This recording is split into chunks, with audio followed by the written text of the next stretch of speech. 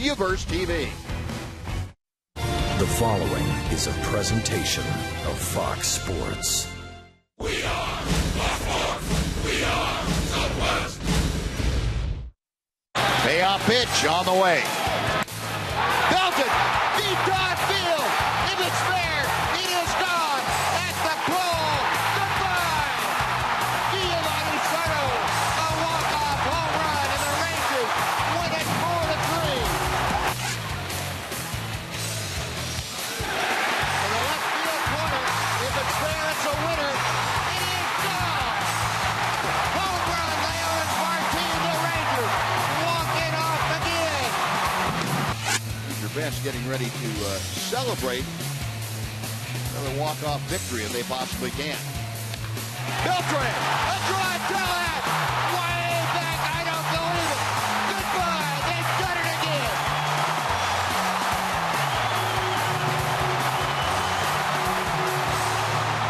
Three consecutive walk-off home runs. The Rangers sweep the Angels 2-1 tonight.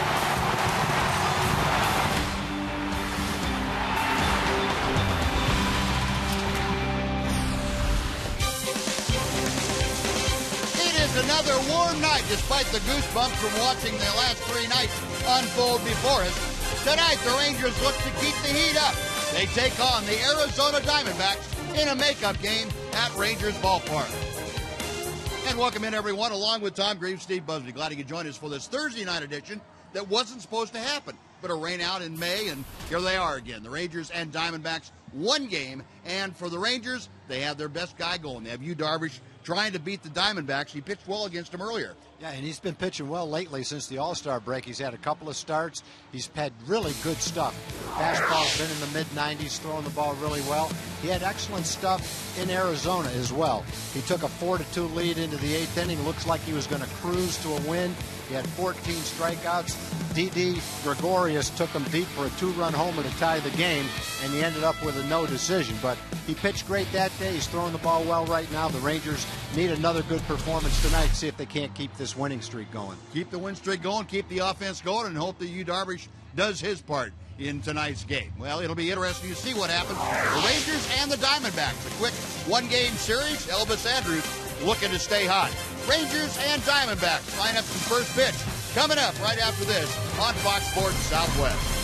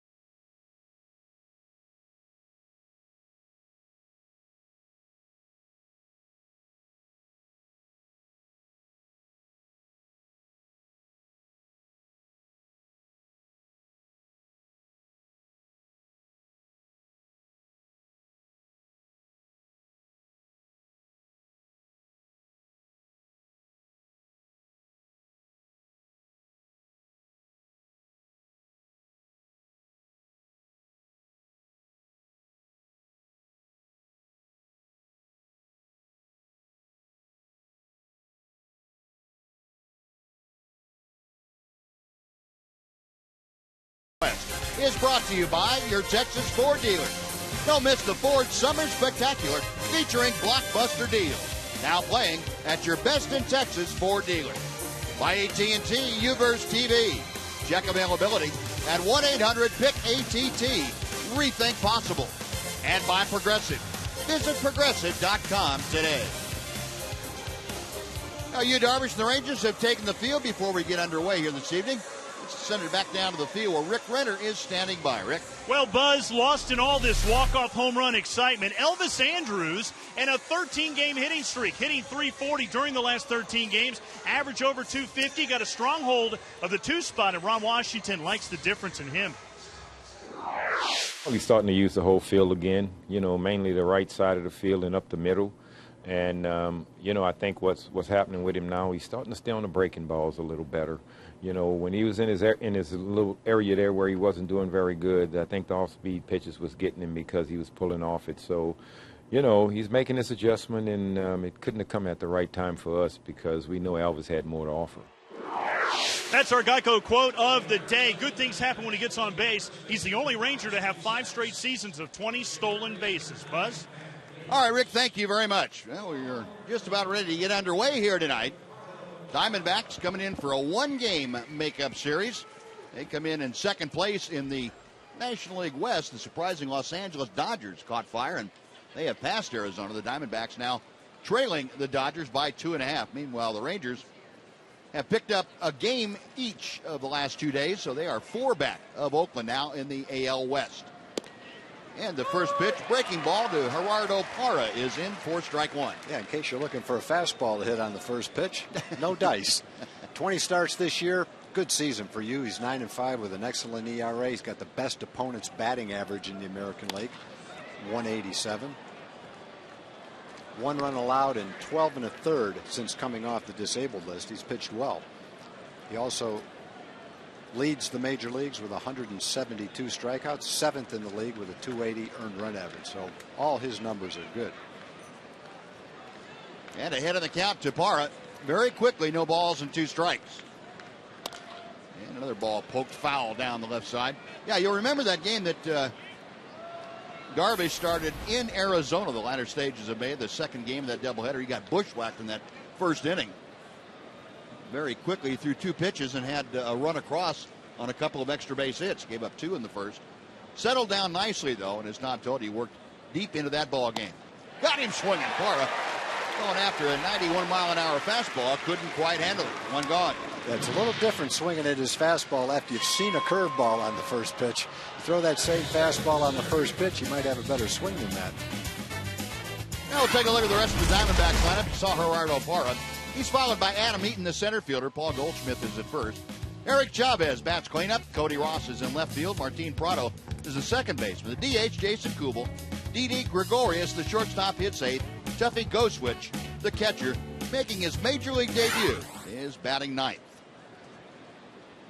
So 1 away here, and Adam Eaton, fleet-footed center fielder, hitting at 192 as he faces Darvish. 1 ball, no strikes. Eaton off to a very slow start for the Diamondbacks. He has been struggling of late. Fastball that is just off the outside corner. It is 2-0. Eaton is 2 for 21 in the last 5 ball games. That's an 0.95 mark. Darvish back to him, and it's fouled off to the left. They had high hopes for Eaton. He was hurt, though, coming out of spring training. Last year at AAA, he had pretty much a great year. 381, almost 500 at bats, hit 46 doubles, stole 38 bases. They, I think after that season, viewed him as a strong candidate to win the leadoff spot in their lineup. But just wasn't healthy. Now the 2-1 from Darvish. Line drive over the leap of Elvis Andrus, or Jurickson Profar into left field, a base hit. So Profar using his long frame to get in the air, just not quite enough. Take a look at the Ranger defense tonight. Murphy and Martin left and center. Nelson Cruz in right. Moreland at first. Kinsler and Profar up the middle. Adrian Beltre at third. And A.J. Pierzynski back behind the plate. He is handling Darvish tonight. Umpiring crew. Manny Gonzalez calling the balls and strikes. Corey Blazer is at first. Larry Vanover at second. And the crew chief, Brian Gorman, is at third. So 1 on, 1 out. Here is Paul Goldschmidt. And the big slugger fouls back the first pitch. It is 0-1. Goldschmidt having another outstanding year. 303, 24 home runs, 86 driven in. This is only his second full season. And he's on his way to being one of the premier power hitters in the National League. Darvish with the 0-1. And another foul off to the right. Goldschmidt, the kind of guy you would build a club around, and the Diamondbacks recognized that, signed him to a 5-year extension at the end of spring training. Said, look, this guy is going to be extremely important to us, very much like the building of a pitching staff around Darvish that the Rangers did when they signed him to a 5-year deal. 0-2 the count. Got him swinging. Good fastball working his way slightly away from Goldschmidt. So 2 strikeouts in the inning, 2 away, and Eric Chavez will come up. Yeah, Goldschmidt saw 3 fastballs. A little bit late on the first 2, fouling him off, and this one on the outside corner, well, actually right near the middle of the plate, all 3 of them were. Looked like it was more outside to the naked eye. Turned out they were all 3 right down the middle of the plate practically, and fouled 2 off and missed the 3rd one. Yeah, I think Darvish threw him 3 different kinds of fastballs too. 2-seamer, a 4-seamer, and one looked like it might have cut a little bit. All different speeds slightly. Breaking ball hangs outside to Chavez. Well, that's definitely 4 seams. Yep. Phantom cam, easy to pick that up.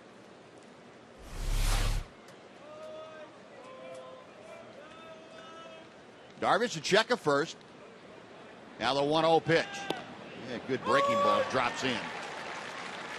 Chavez at 305 with 9 home runs, 37 RBI, and he's on a pretty good tear of late for the Diamondbacks. He's homered in back-to-back games, and he has had 8 RBI in the last 9 games for Arizona. Veteran third baseman. Late swing and a miss, and it's a ball and 2 strikes.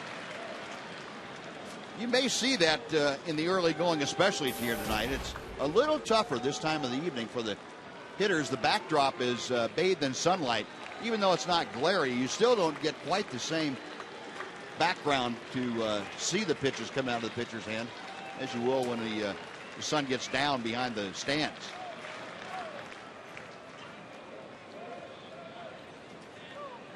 Adam Eaton with good speed at first. He's there with 2 outs. A ball and 2 strikes, the count to Chavez.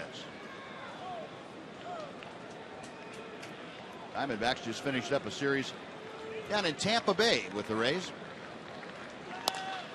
Fouled out of play to the left. And we'll try it again at 1-2.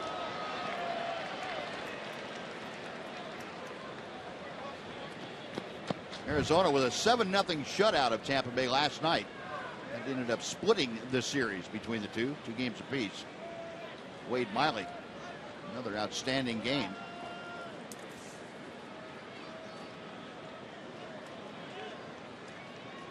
Moreland holding the bag against Adam Eaton. Darvish okays the sign, and the pitch tails outside. The count evens at 2-2. The Rangers having won 3 in a row now, back to 10 games over 500 this year. They are 59 and 49, and we are now starting the final 1/3 of the season. 54 games left, including tonight, in the championship season of 2013. Rangers have given themselves a little bit of a hole to dig out of. They started digging out, however, a couple of nights ago. Picked up a couple games. They're 4 games out now from Oakland. And after tonight, of course, the Rangers go to the Bay Area and take on the A's for 3 games over the weekend. Got him swinging. Darvish strikes out the side around a 1-out single by Eaton. The Diamondbacks gone in the first. No runs a hit, 1 left.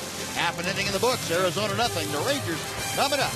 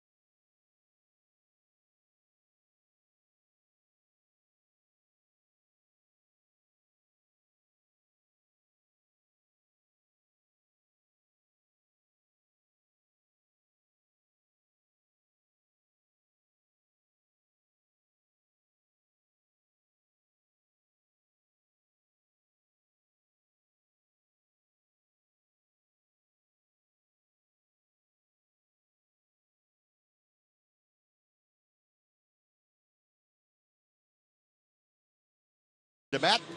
And we will take a look at their starting lineup tonight that Ron Washington puts out there against Arizona. Leonis Martin back in that leadoff spot. He's leading off. Elvis Andrus, the partial night off. He's DH. Ian Kinsler bats third. Adrian Beltre is at third and batting cleanup. A.J. Pierzynski back behind the plate. Nelson Cruz bats sixth. David Murphy in left field bats seventh. Jurickson Profar is hitting eighth, playing short. And the ninth hitter is Mitch Moreland, the first baseman.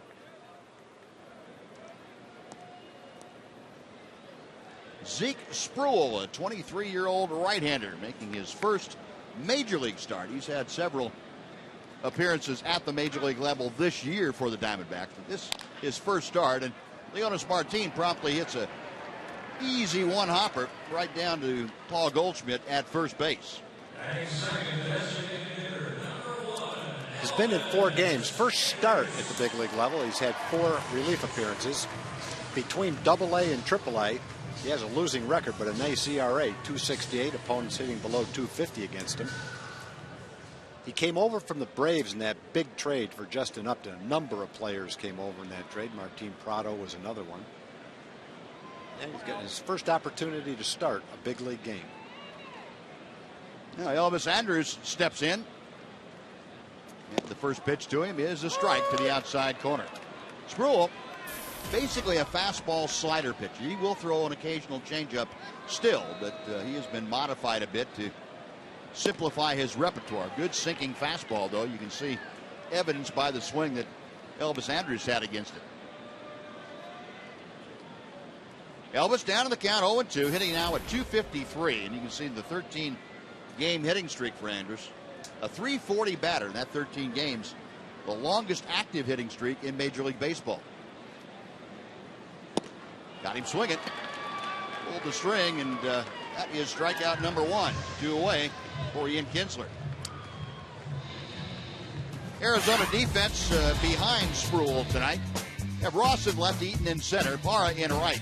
Goldschmidt at first. Prado and Gregorius up the middle. Chavez at third. Goswish is the catcher. And Zeke Spruill is on the hill. And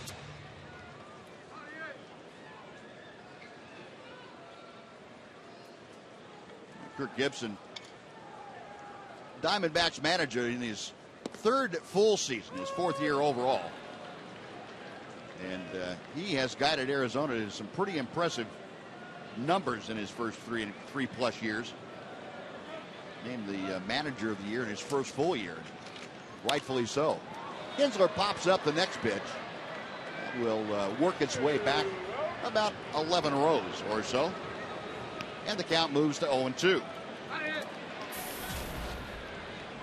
think the Diamondbacks may have the best coaching staff if you're going to start up a slow pitch softball game of any team that I can think of. You got Gibson, Alan Trammell is their bench coach, Steve Sachs at first, Matt Williams at third, and Don Baylor is their hitting coach. That's pretty impressive. All those guys, former major leaguers and very, very good former major league players. Now the 1-2 pitch. Little cue shot off the end of the bat. It rolls over to Spruill, underhands it to Goldschmidt, and that will do it. So the Rangers down very quietly in the first inning. 1-2-3 and out. We played a 1 inning in Arlington. No score. Diamondbacks and Rangers.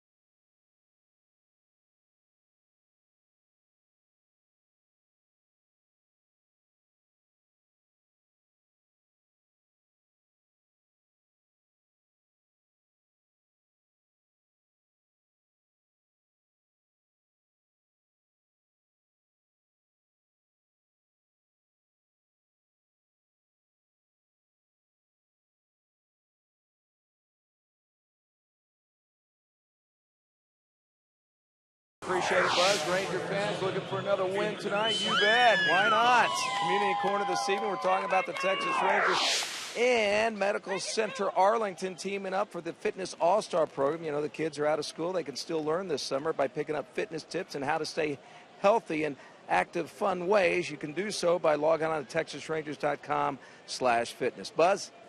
All right, Jim, thank you. Now, Yu Darvish back to the hill. He will face Cody Ross to start things off. No score as we go to the top of the second inning, and Ross takes low for ball one. Cody Ross, a .268 hitter. Half a dozen home runs. He has driven in 32.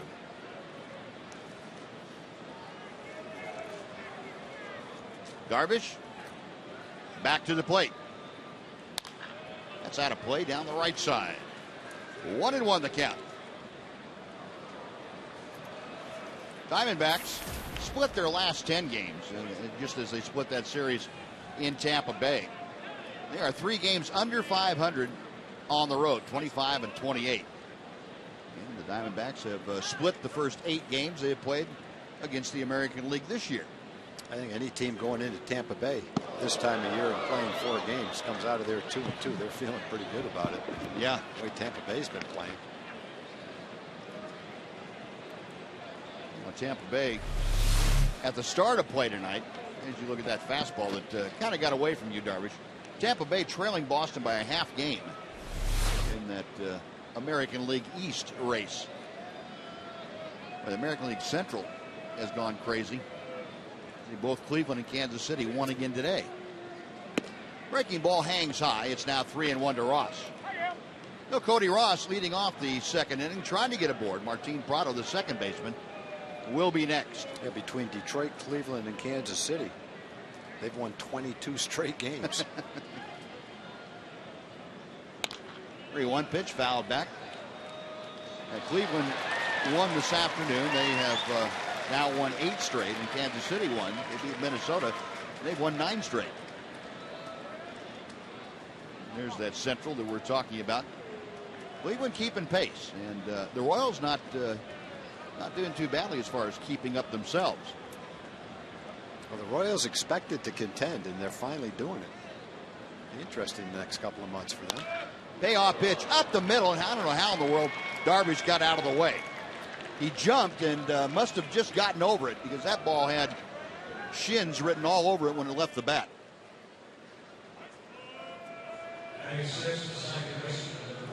Well, leadoff single puts Ross aboard, and it makes Yu Darvish give him something to sweat about.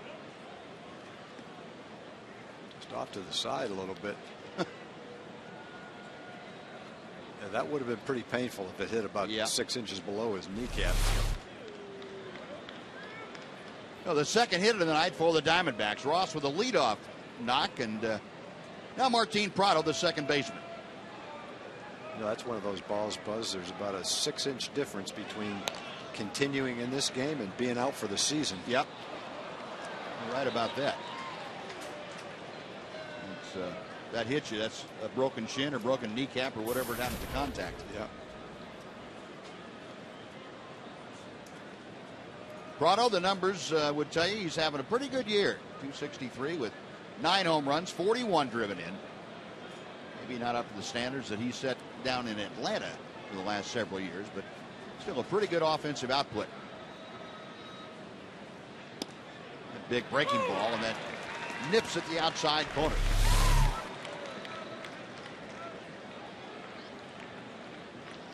Here's our fan and cam, Yu Darvish. You can see the look of relief on his face when he realized it wasn't going to hurt. He didn't know how that missed him either. Yeah. Now the 0-2. Prado able to lay off that breaking ball. Man, a nice stop by A.J. Pierzynski. A ball and 2 strikes. Now, Prado's a contact hitter. He's only struck out 38 times.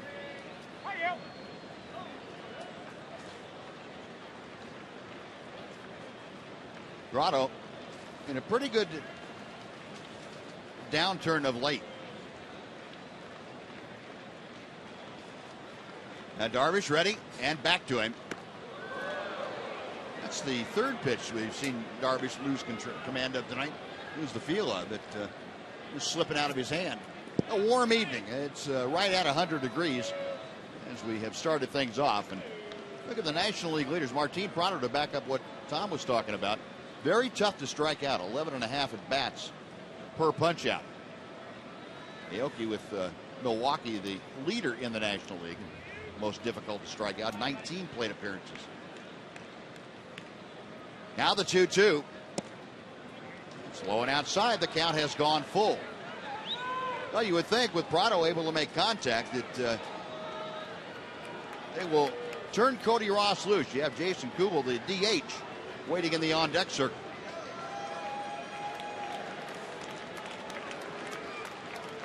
Ross stepping off his lead, and Darvish is ready. There goes Ross. The pitch swung on and missed. The throw to second on the wrong side of the bag, and safe is Cody Ross.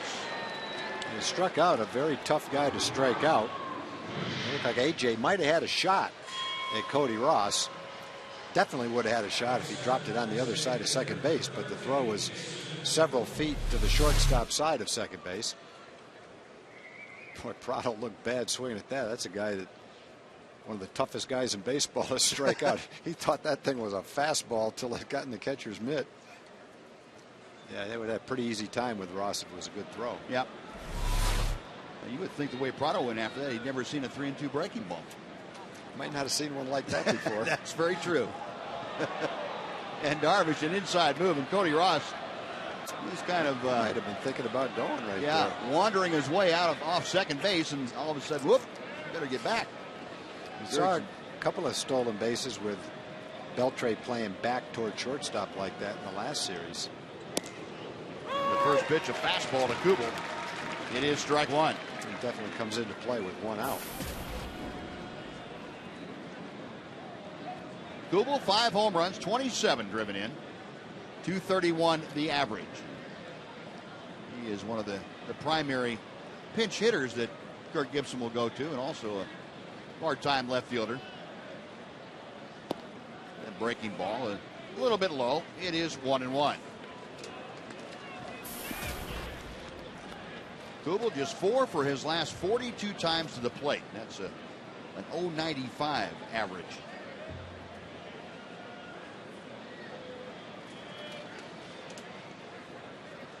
Ross at second as Darvish checks it. Another breaking ball. That one catches the strike zone. And it's 1-2.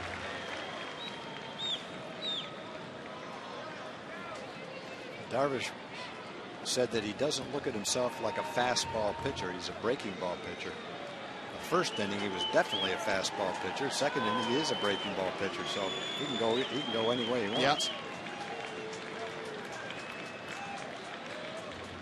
1-2 pitch. Darvish to the plate. Got him swinging. That looked like it was 91 miles an hour. That must have been what, his split or his. I think that was his two-seam fastball. Two-seam? Yeah. The way Kubel swung at it almost looked like a changeup. Yeah. Well, I think he was geared up for 95 and he only got 91. Yeah, that's that two-seam fastball that runs away from a left-hander. It had a little sinking action to it, actually. Yeah, that was a good pitch. And that's the one that, you know, if you've got that, well, I would make that a primary fastball for you. That kind of movement. Yep. I would too. So all the strikeouts that have been recorded by Darvish and the Rangers tonight have come on strikeouts. 5 of them. Didi Gregorius, the shortstop, now steps in. And the breaking ball hits the outside corner. That is a splitter. That last one, that was a splitter. It had it was a split finger grip with a movement of a two-seam fastball. Yeah. Well, a lot of splitters will do that. I thought that was too hard for it to be a splitter, but it wasn't. It was a splitter. You might have cut down the, if you get your fingers a little closer together than almost a forkball grip, it'll be a little bit harder. Darvish has the ability to throw that thing and make it do some pretty amazing stuff. 1-1 pitch. Check swing. Did he go? And the appeal down to third, and Ryan Gorman said nope. 2-1. Gregorius, 308 over his last 8 ball games. You'll remember when we saw the Diamondbacks the tail end of May that Gregorius was hitting right at the top of the order. Well, he had cooled off a bit, and Kirk Gibson had moved him down some. Good breaking ball there. It's 2-2. Well, Gregorius hit the home run in the 8th inning off a fastball in the game in Arizona.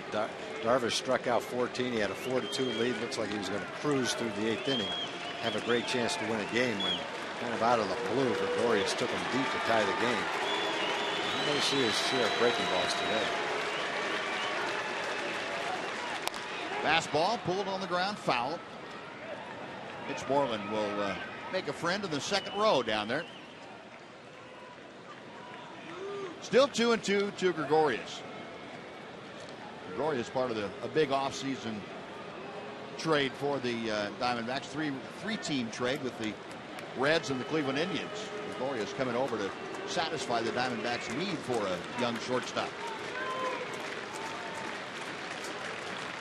Again, the 2-2 coming.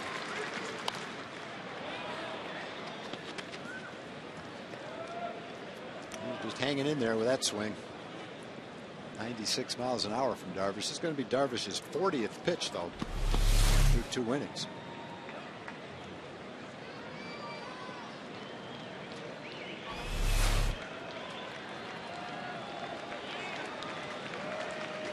Darvish looking at a series of signs from AJ. Has the one he wants. Again, the 2-2 offering. Got him swinging. 6 strikeouts in 2 innings for Yu Darvish. Another hit, another runner stranded. After 1.5, no score, Rangers and the Diamondbacks.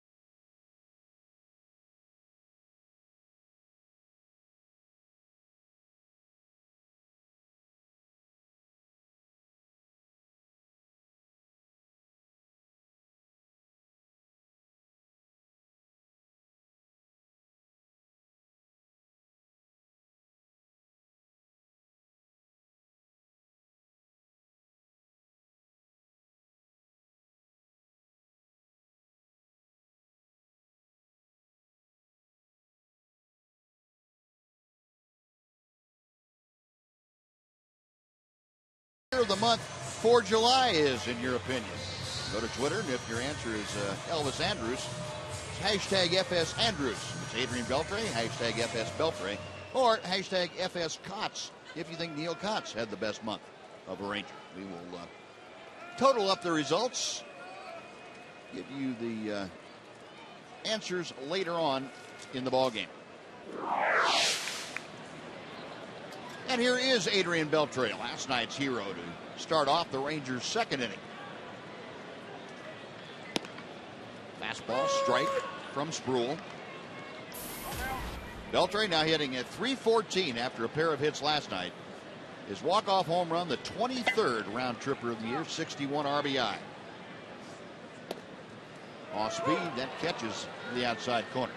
0-2 as Sproul throwing a lot of strikes here in the early part of the game.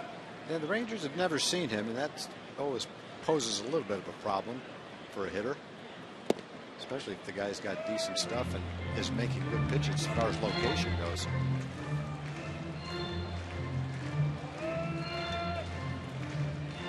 Sproul from Chesapeake, Virginia. Now lives in the St. Petersburg, Florida area.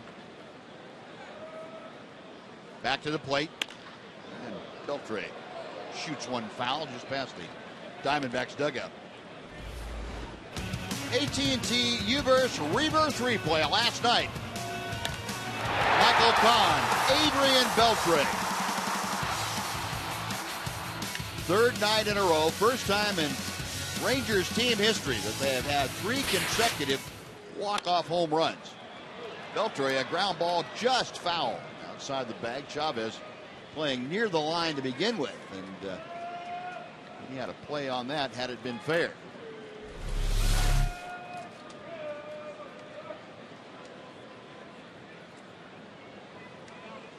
Just by that much. 6 inches or so.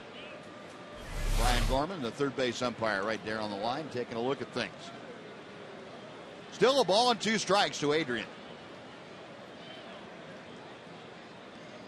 Got him swinging.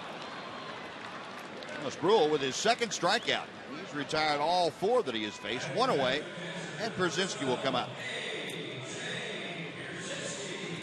He's pretty much a sinker slider guy. Pretty obvious. Got pretty good movement on his sinker. Decent slider, nothing out of the ordinary, but again, first time the Rangers have seen him.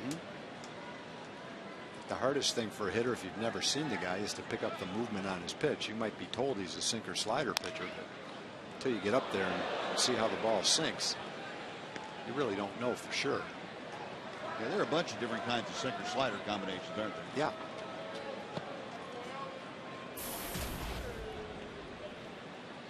AJ DH'd the last 3 nights, and Ron Washington getting him a little time off the field. Now back in the lineup behind the plate.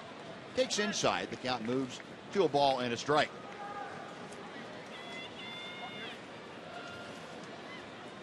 AJ in the series against the Angels went 3 for 13. Change up, floats outside, and the count goes to 2-1. Remember, AJ on Monday night had that game-tying home run in the 9th inning from Ernesto Frieri. That was followed up momentarily by Soto's game-winning home run. Giovanni taking a look at things from the Ranger dugout. Well, 3-1 the count. First time Sproul has gone to a 3-ball count to a Ranger hitter. AJ trying to get aboard. Nelson Cruz waiting in that on-deck circle to be next. 3-1 pitch. That ball's hit well, right center field. Going back is Eaton. He's looking up. Goodbye.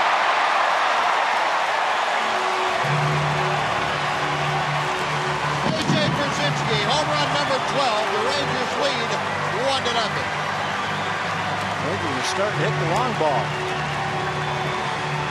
Out of nowhere. Last 3 days against the Angels, and now right off the bat in the 4th game of the homestand against the Diamondbacks. AJ reached out and stroked that to right center field, about 415 feet.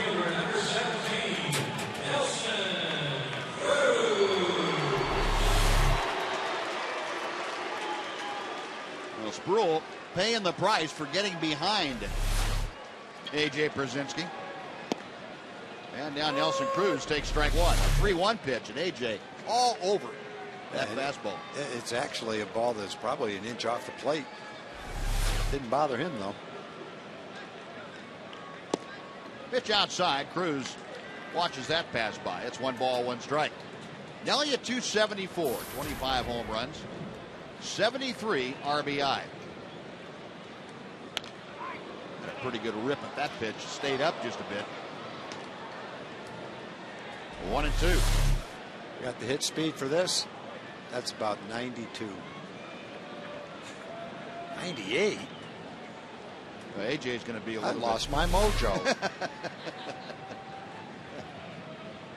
No respect for AJ's power. Usually a fly ball doesn't go that hard. Yeah. Well, maybe the jet stream back in play. 2-2 to Cruz.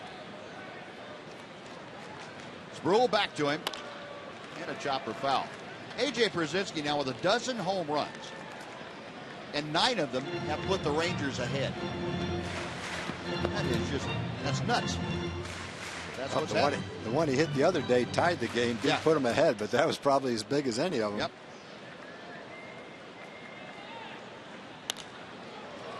Nelly pops one up. He'd like to have a do-over on that one. Gregorius, the shortstop, on the grass, makes the grab. That's out number 2, and it'll bring up David Murphy. And Nelly had a hanger from Sproul and hit it right up the chute. So Sproul now with the bases empty will face David Murphy.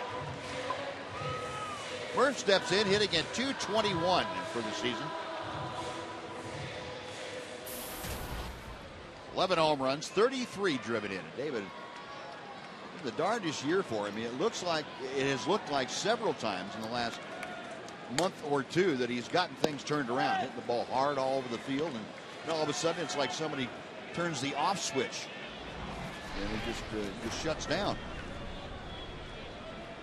Nobody's more confused about it than David Murphy. Chop foul, and said he's never experienced anything like this, the inconsistency that he's had. Not for 4 months anyway. But it's a new month starting tonight, month of August. 1-1 the count. There's a line shot to right field.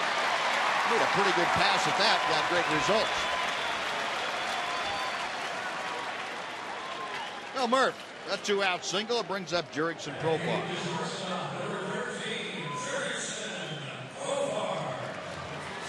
Sproul probably is pretty lucky he got that pitch back, considering where it was. Well, all David had to do is get it up in the air just a little bit. That would have gone a long way, because I got to think that one came off the bat. If AJ's was 97, that one had to be over 100. Here's Profar, the switch hitting infielder for the Rangers, and he takes the pitch is just low for ball 1. Jurickson getting the start at shortstop tonight. Elvis Andrus getting a partial night off. He's the DH.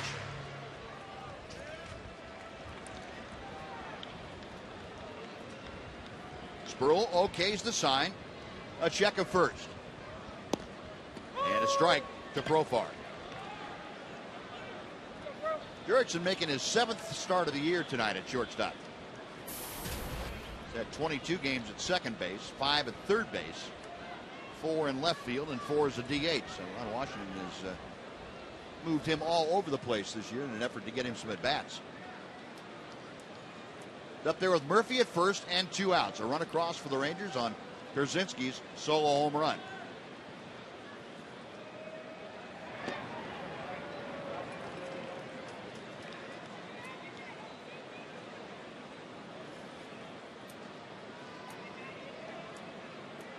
Profar back in. Saw the note about him hitting .296 over his last 9 games. Jurickson getting things turned around a little bit. Now ball is short. Gregorius takes it to second, and ahead of the sliding Murphy gets the force. And that will do it. But A.J. Pierzynski, with his 12th home run of the year, gets the Rangers on the board. A run on 2 hits and 1 left. We'll go to the 3rd. Rangers 1, Diamondbacks nothing on Fox Sports Southwest.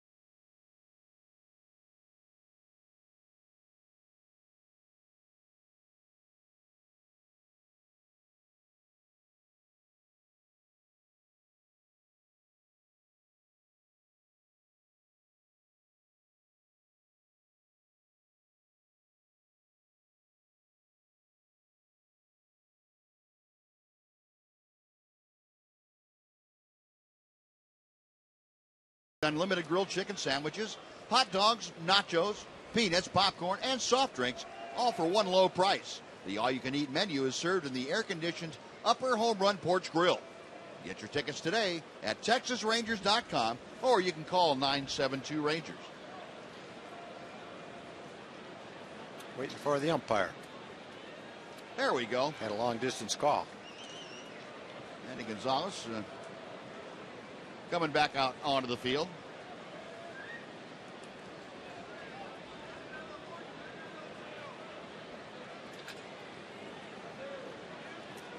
I don't think I've ever seen an umpire wear that headgear that he has on there, that one-piece mask and helmet. Yeah, I noticed it the other day. Did you? One of them had it on, and I thought to myself, that was the first time I'd seen it, too.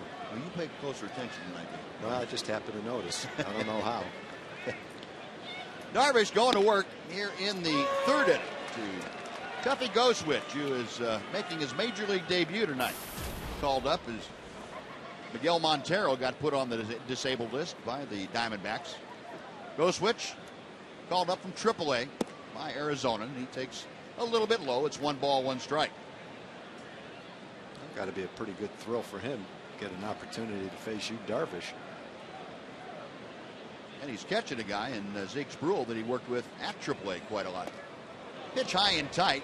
It's away from Darvish again, all the way to the backstop. It's 2-1. Ghostwish, the third player in Diamondbacks history to come out of Arizona State University and play for Arizona at the big league level. And Willie Bloomquist came out and had that honor. Dick Gilmore also in that group. The 2-1. Check swing foul, and the count is even.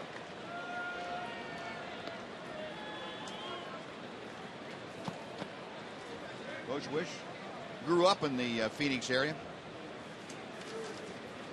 Matter of fact, his dad was the head groundskeeper for Arizona State when he was in college there. Breaking ball popped up.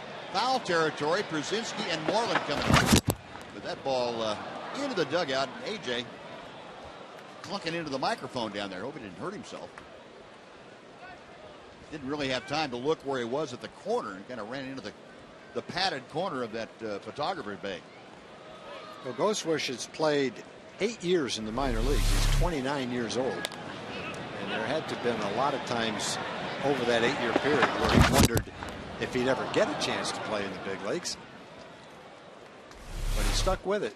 And at 29 years old, he's getting his chance now. The 2-2 pitch. A lot of guys so far in this game have missed that breaking ball. Both of them that he's fouled off, so he's hanging in there. He's a career, coming into this season anyway, .234 hitter in the minor league. That's kind of a hanger, though. That really wasn't quite the same one that Martin Prado saw. Darvish back to the plate. And this one put in play to shallow center. Kinsler going out, making the call in front of Leonys Martin, puts it away. And that is the first out tonight recorded other than a strikeout. Now Gerardo Parra coming up. Before we see him, let's take time for a Mazda game break. Here's John Radigan. Bud Norris scratched by Houston yesterday, traded to Baltimore. Guess what? Faces Houston today. No secrets here. Brett Wallace takes Norris deep to right. Solo shot in the second. Oh, wild card implications in this game. Houston helping out the Rangers early, guys. All right, John, thank you. What do they say about in baseball? What goes around comes around. Well, that didn't take long for it to come around. First pitch to Gerardo Parra. It's an off-speed pitch. It stays wide. There's the wild card race that we're talking about in the American League. Rangers battling with Cleveland and Baltimore, and right now anyway. Parra, a strikeout in the first inning. Looks at that slow breaking ball. It is 1-1.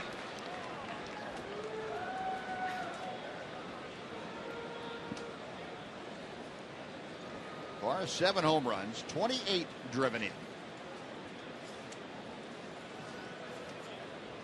Another breaking ball, harder variety. That bites off a large chunk of that inside corner. It's 1-2.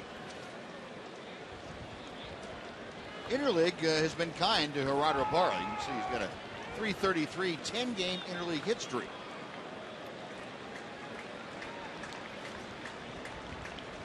Darvish ready for the 1-2 pitch.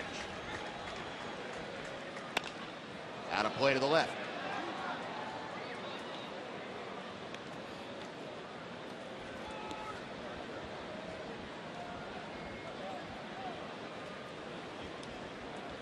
He was having to throw a lot of pitches. Even in this inning, he's already thrown 11 pitches.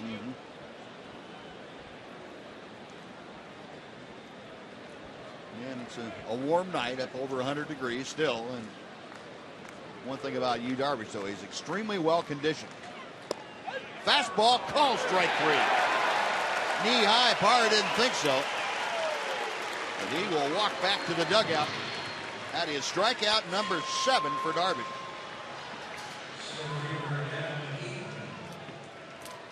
Probably one of those pitches that's borderline touching the bottom of the strike zone. Almost. Yeah, that's a tough pitch to hit right there. You know, Manny Gonzalez, the home plate umpire, didn't exactly please Gerardo Parra with that call. But Darvish, 7 strikeouts of the 8 outs recorded tonight. Here's Adam Eaton, who had the first base hit against Darvish. It was a single to left field in the first. He takes high for ball 1.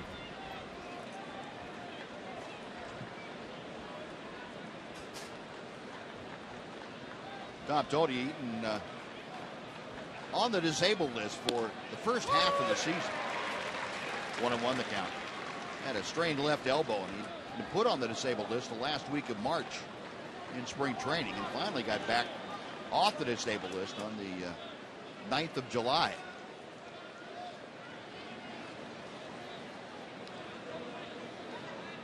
Kirk Gibson's yelling at the umpire from the bench. Breaking ball is inside. 2-1 now the count.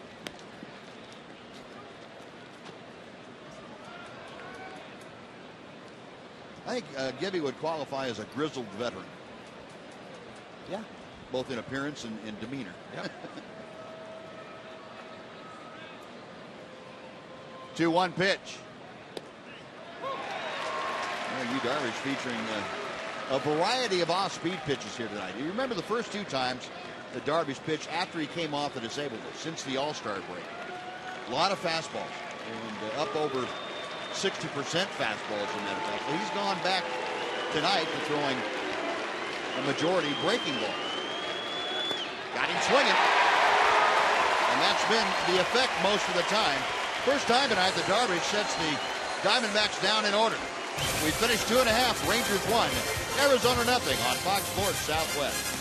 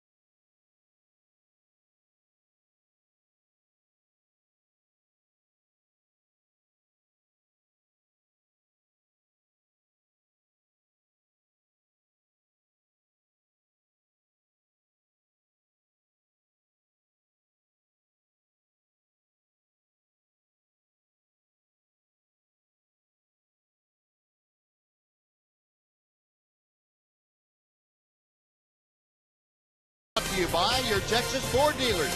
Don't miss the Ford Summer Spectacular featuring blockbuster deals. Now playing at your best in Texas Ford dealer. And by Jack in the Box. Go big with Jack's really big chicken sandwich combos.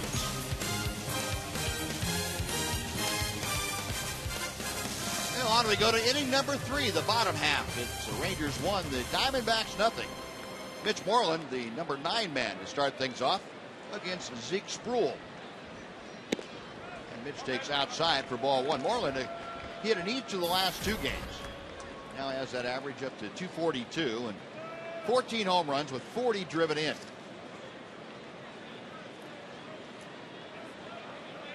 Sproul with the 1-0 pitch. And that's low and outside.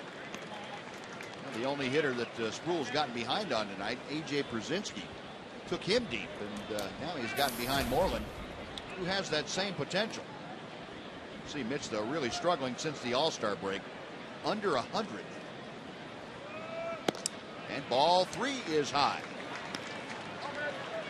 So Mitch trying to start things off by getting aboard against Sproul. Will take the Rangers then back to the top of the order for Leonis Martin.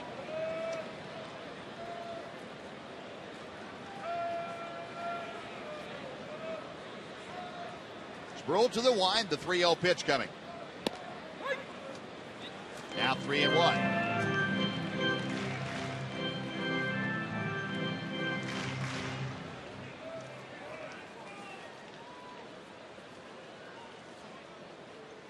Sproul's next offering popped up down the left field line. That will be back about 7 rows out of play.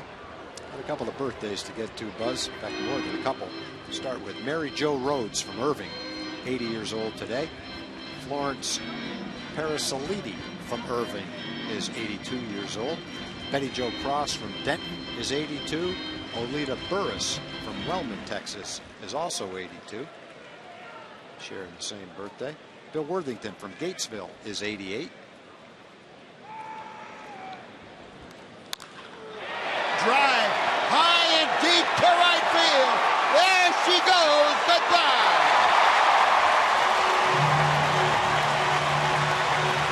Mitch Moreland with his 15th home run of the year. The Rangers lead 2-0. Well, Mitch got to see a lot of pitches before he had to swing. He saw the sinker several times. He fouled one off, got one down, and just launched it to right field. Second home run for the Rangers. And the long ball continues to be a big part of the offense in this homestand. And this is team home run number 126 for the year. Down and in.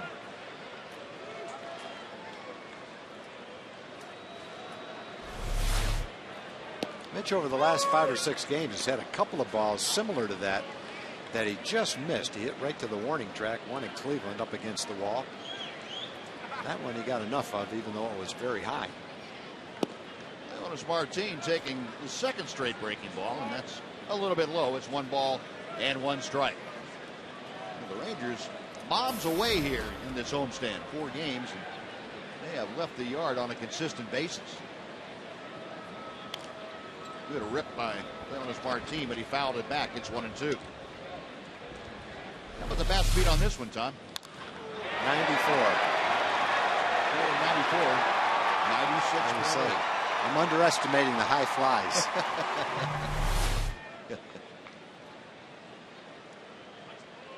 Now the 1-2 from Sproul. High and tight. And the count evens.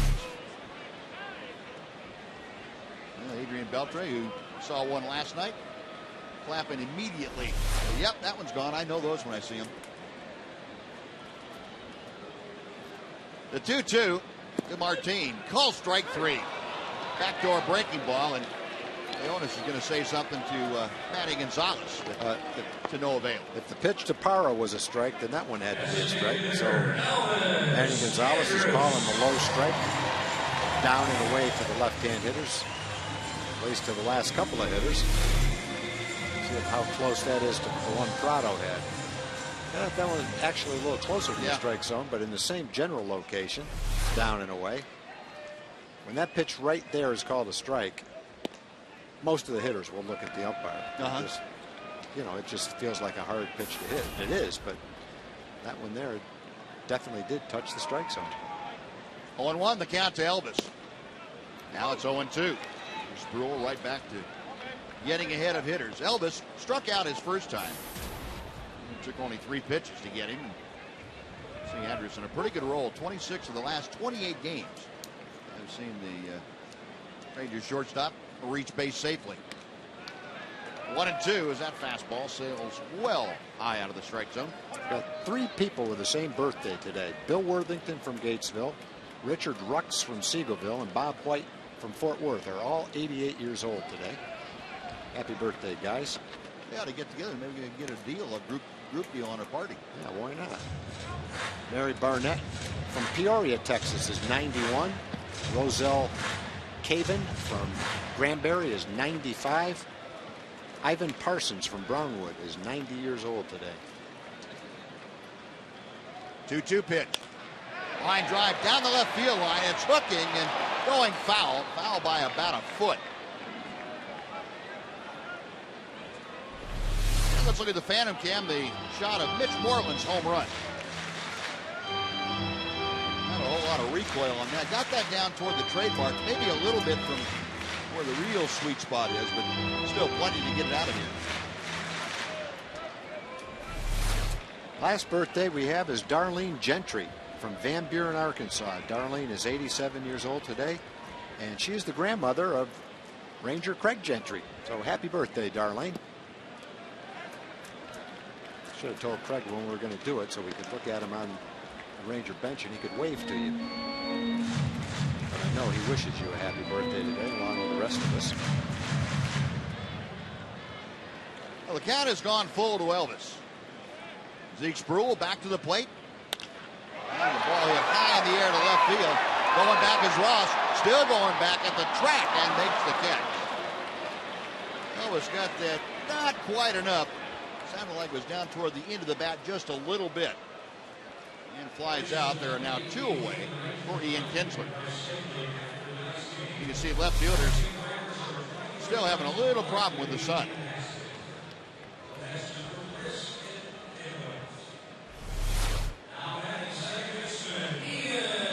Ross wearing those flip down glasses that are down all the time. No, those aren't flip downs. Take it back. That was eye black off to the side. You got the regular sunglasses on out there. Now here's Ian, who tapped right back to the mound his first time. He takes a strike. Buzz, I want to say hi to my friend Ken Kalka, golfing buddy. He's recovering from some recent surgery, doing well. Ken, I hope you're watching tonight, and I hope you're right back on the golf course soon. And Ian Kinsler bounces one through the hole on the left side. And the last person I want to say hi to tonight is my friend Bill Harvey. Bill used to be one of the Ranger owners back in the Brad Corbett days. Bill's at the game sitting in the owner's suite today with his son and other people. Bill's son is part of the current Ranger ownership group. Don't know if you guys have the sound down there, but Bill, I hope you're doing well. Glad you're out at the ballpark. I know how much you love the Rangers. 1 on, 2 out. Adrian Beltre takes outside for ball 1. Rick Renner's birthday? He's not 80 years old. Yeah, we can't talk about his birthday. I can't talk about your birthday. You're not 80 years old, Rick. Hey, sorry. today's Emily Jones's birthday too. Really? I can't tell you her age because I know it's not 80. I'm 10 years older than her. Wow. Well, you look good for 10 years older. Emily's probably in her late 20s, somewhere around there. Well, happy birthday, Em. Hope you're watching too. And happy birthday, Rick. Yeah. Everybody's got birthdays, man. This is the biggest day of the year. We need to have a cake up here. Oh, no, we can't talk about food. Sorry. You know there's going to be. When I said cake, 5 people just almost had a heart attack watching the game. 1 ball, 1 strike to Adrian. Strikeout his first time to the plate, so 313 the average. Got Kinsler at first. Ian stepping off his lead as Sproul comes set. And Beltre pops it up. Left side of the infield, Eric Chavez, the third baseman. Makes the grab, battle to him. The Rangers get another run. A Mitch Moreland's leadoff home run. A run on 2 hits, they strand one. After 3 in Arlington, the Rangers a pair of solos lead 2-0 on Fox Sports Southwest.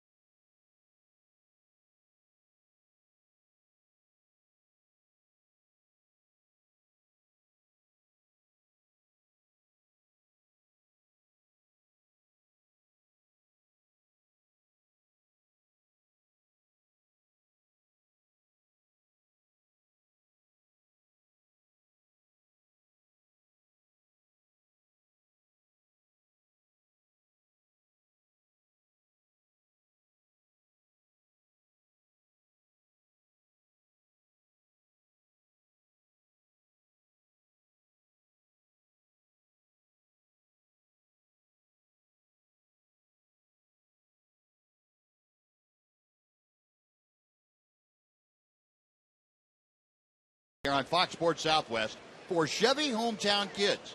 It's not about the score, it's about the experience.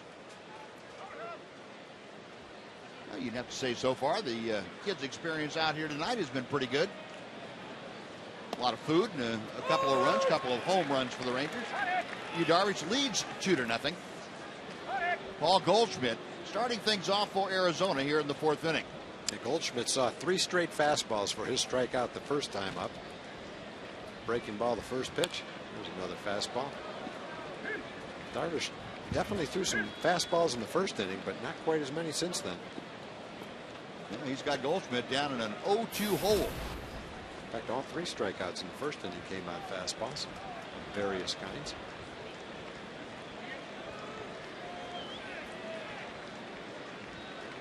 Darvish ready, Goldschmidt waiting. The 0-2 pitch. Well, that breaking ball didn't miss by much. How do you lay off that pitch? I don't have any idea. That could be something that Darvish was asking himself. Yeah, I mean, that's a strikeout pitch right there. He just didn't get the swing. It was pretty close to being a strike. Could have been a strike. Now the 1-2 coming from the Ranger right-hander. Fastball, call strike 3. The one before it wasn't a strike. That one was. Turned him into a statue at home plate. That is strikeout number 9 for Darvish. How do you do that? 3 1/3 innings, he's got 9 strikeouts. He's lucky they're not hitting him. Yeah. He's throwing them and they're swinging and missing at him. Yeah, that's definitely a strike too. That's a better pitch than the one before, all the way in the strike zone. Man.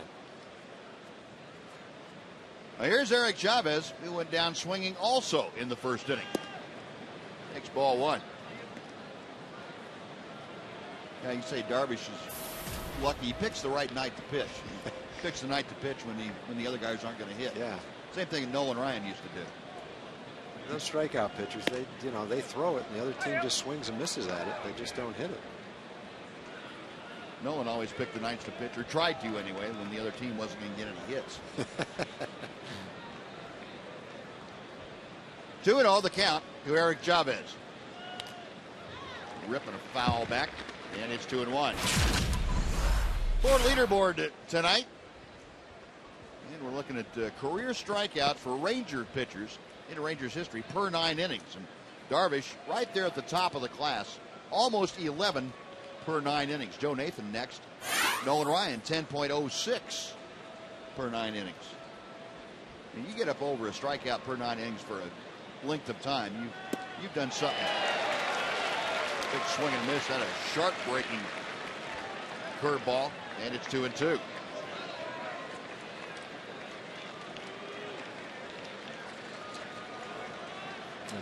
Before you can be mentioned in the same sentence with Big Tex, you're going to have to throw 200 innings in a season.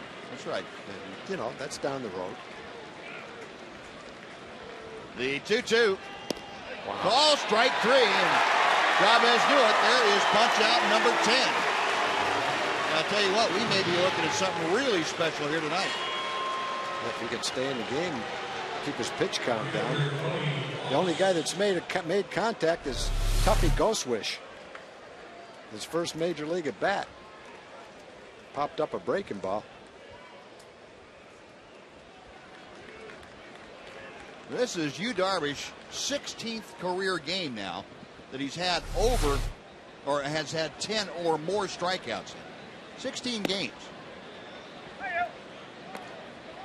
And this would be a career start number 50. There's only 10 American League pitchers who have had 3 14 strikeout games in 1 year. The latest was Pedro Martinez. He did it in '99 and 2000. I don't know if anyone's ever had 4. I just know there's only been 10 that have had 3. Guess we'll find out if he gets 14 tonight, though. I'm sure that John Blake and Rich Rice and the crew are busily looking things up. Fastball strike to Cody Ross. It's 1-2. Well, I guess the only thing you would say watching this is how in the world they get 2 hits. And both hits were hit hard, too. Ross and Eaton both hit shots. Good question. The 1-2 pitch. How to catch that ball? A lot of questions tonight. 96 and was a little short. He put his glove down, it bounced right in his glove. That's right. A 2-2 to Ross. The Kia K-zone out in left field, busy tonight. They have been using those K cards. There they are. So far, 10 of them.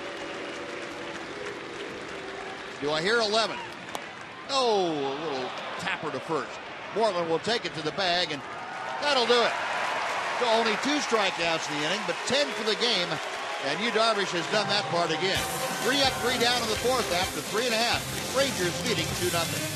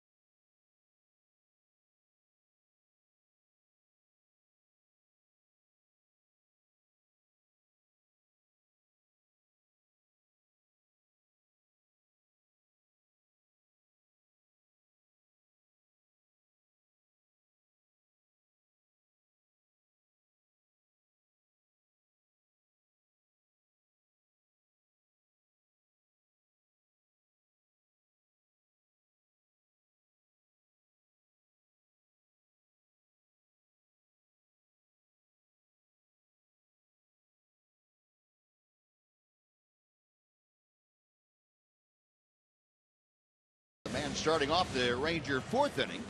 got the first one. That would be A.J. Pierzynski. It'll be Pierzynski, Cruz, and Murphy to do the swinging against Zeke Spruill here in the 4th inning. We're going to be talking a lot about strikeouts, too, as time goes on, because Darvish has just been incredible tonight. A swing and a miss from his battery mate, A.J. Pierzynski. A.J. now hitting at 275. He has a dozen home runs for the year, 38 RBI. That thing is shattered, a slow roller out to second. Prado on to first, out number 1.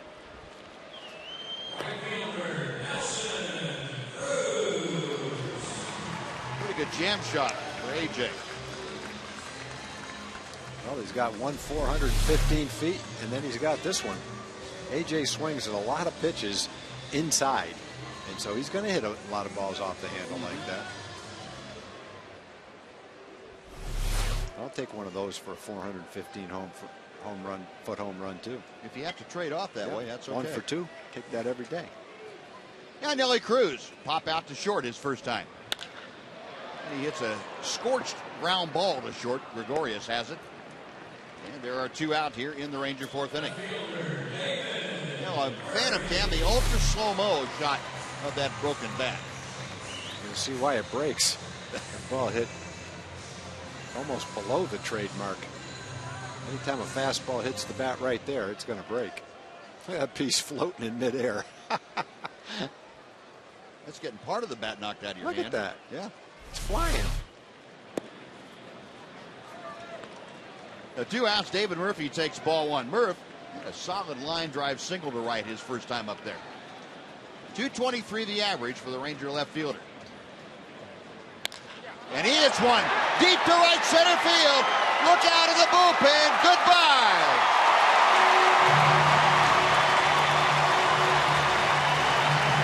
David Murphy, his 12th home run of the year. The Rangers lead 3-0. The first time up, David hit a rope to right field, and we both said, too bad he didn't get it up in the air a little bit. That would have gone a long way. Well, that time he had the same swing, the same pitch, and he did get it up in the air. And the ball went all the way over the Ranger bullpen. That's where the first one would have gone, too. He got it up in the same way. Rangers using the home run ball, 3 solo shots. Yeah, that's going to be a tough one right there to have success with. Now 2 outs for Jurickson Profar. He takes a strike.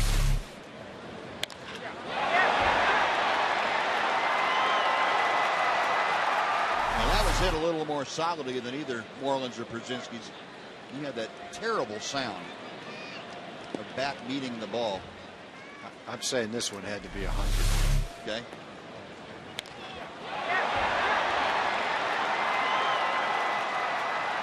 There you go. You're getting it now. 101.3. You're calibrating. Like a radio station. You're calibrating your swing meter pretty well now. I'm starting to get it. Well, getting more chances. You have to have a sample size. That's true. Get more reps. 2-1 the count to Profar, who grounded into a fielder's choice in the second. Spruill back to the plate. There's a base hit to right for Jurickson Profar. So in each of the last 3 innings, the Rangers have had a solo home run and a base hit. Now Mitch Moreland, who had the solo home run last inning. First baseman, Mitch Moreland. 6 hits now for the Rangers tonight. And again, the offense, unfortunately, not a lot of people on when the home runs have happened, but that's okay. You keep hitting solo shots, eventually you're going to get somebody on to make it a non-solo shot. Mitch had 15 home runs, 41 driven in.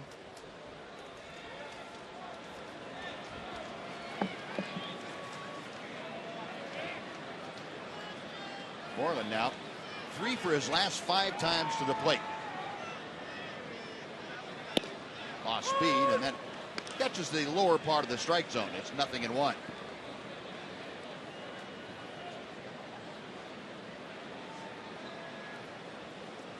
Profar stepping off his lead at first. Zeke Spruill studying the signs. And the right-hander comes set. And a little snap throw over to first. Drives Profar back. Spruill's a big guy. It looks like he's a pretty good athlete, though. He goes 6 feet 5 inches tall and just under 200 pounds. Looks like he has pretty quick feet.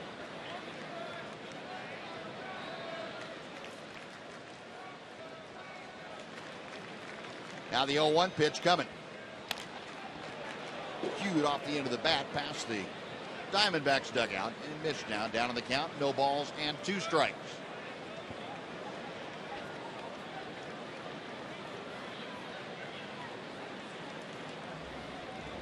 Orlinson's coming back off the disabled list. This is his 36th game.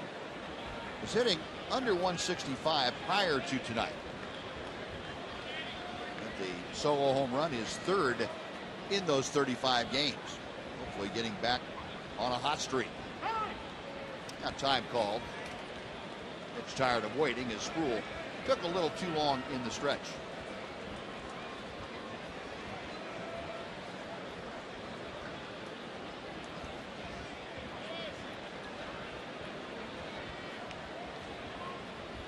Profar leaning as he gets off the bag. He's going. The pitch hits Moreland. Well, it takes a stolen base away from Jurickson Profar, who had second stolen base if he's standing up. But it puts Moreland on with the hit batter. And now runners at first and second with 2 outs for Leonis Martin. You're going to get hit by a pitch. That's the one that you want to hit you, the slow breaking ball.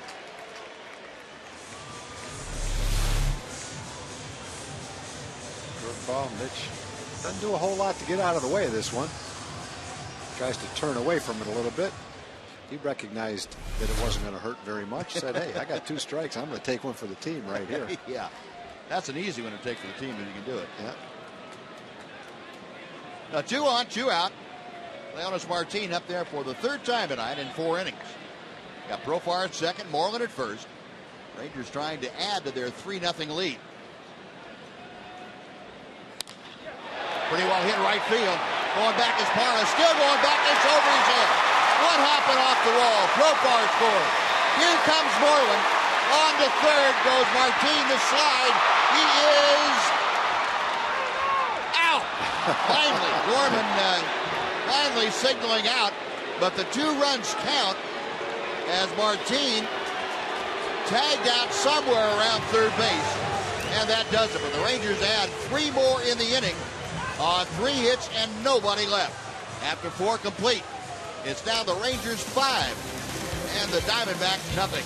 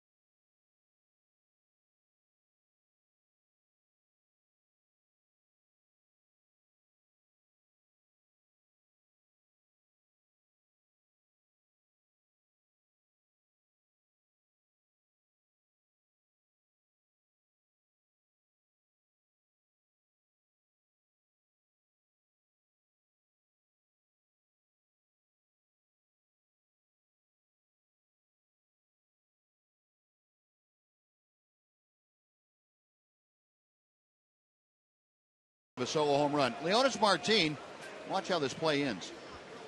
Well, he's definitely safe at third. I think he's still safe. I don't think he ever tagged him. Missed him. Never touched him. Martin knows he didn't get tagged. Yeah. That's why he's getting ready to get in a rundown. Maybe there? I don't think so. Yeah, Brian Gorman thought it was right there. That's where he called him out. But in any event, so what's that? A double or a triple? Two-run double. They scored a double. It's got to be a triple. Yeah. He was safe at third. I agree. Triple caught stealing.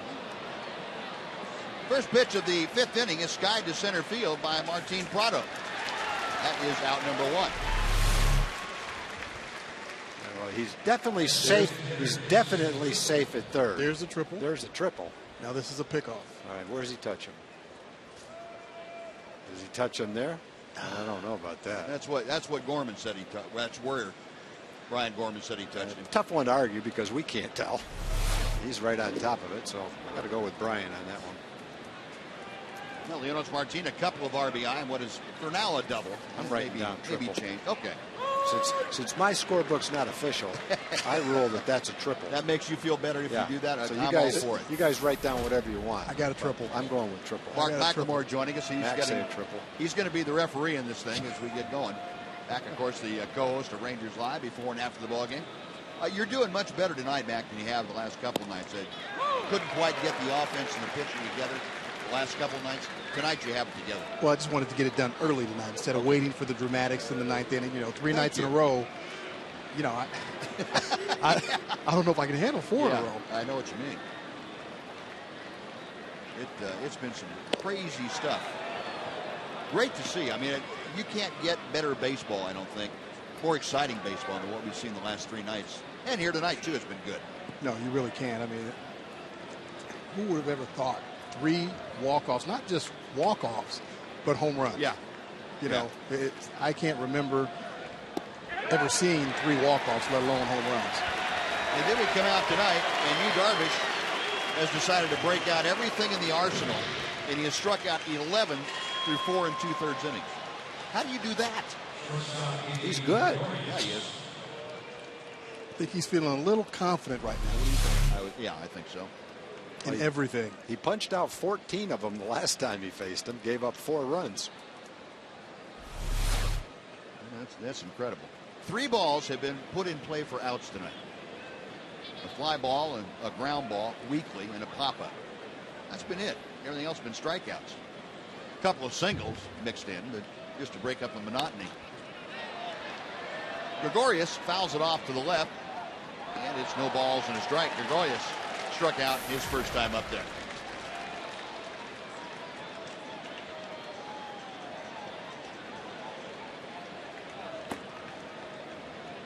Josh Colementor, hard-throwing right-hander, loosening in the Arizona bullpen.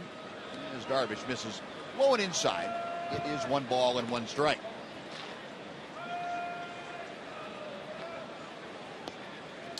Well, it's officially a double, I guess. Okay.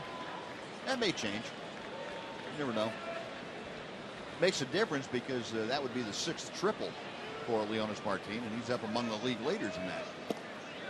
Good breaking ball to the back door, and it's 1-2 now to Gregorius. The Leonys, they will not take the 2 RBI away or change those. The only thing they had to make sure that Mitch scored before he got tagged out, and he did. Yep. Darvish looking to make it an even dozen. 1-2, the count to Gregorius.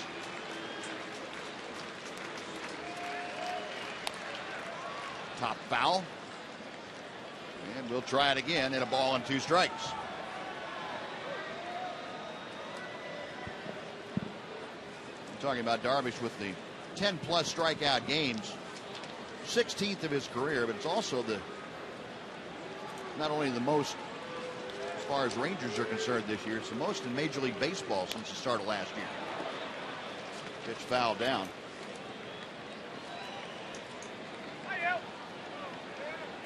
Since the start of 2012, those 16 games of 10 or more strikeouts are 7 more than the next closest, and that'd be Max Scherzer. Wow. Scherzer had 9, and that's amazing. Again, the 1-2. Off the end of the bat, up the middle, a base hit by Ian Kinsler. And Gregorius, a 2-out single. Just the third base hit of the night for the Diamondbacks. Andrew Tommy Goswish. No 2 outs. No swish coming up, and let's say hello to Jim Knox again, Jim. I appreciate it, Buzz. We have a problem here in the strikeout zone. I think these guys are running out of Ks, but the good news is the fraternity of the SAE from TCU is here in case. What's this all about? We're all good. We got some freshmen here from TCU. We're running out of K signs because you's pitching a great game, but we got some guys making some more in the back, so we should be good for about 20 more. 20 more. All right, let's keep those guys making these Ks. Let's go. All right, Buzz. I've got a story if he punches out 20 more, boy. Yeah, sure do. Puts in about the 17th inning. Goswish takes a strike. No, we don't. And he's at about 340 pitches. Goswish, a pop-up, his first time up there. As Gregorius, the runner at first. 2 outs. Darvish now will drive Gregorius back with a throw. I mentioned Goswish in his first major league game. Catching tonight, Zeke Spruill, who he had caught at AAA. Tries to get out of the way. How did he foul that ball off? That looked like it was going to hit him. That ball came straight back, too. I had no idea where that ball was till I caught it out of the corner of my eye right in front of me. Man.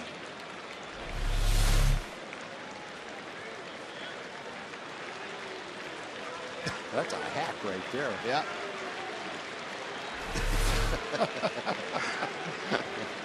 Between that swing and Prado's swing, boy. That was a good one. 0-2 the count.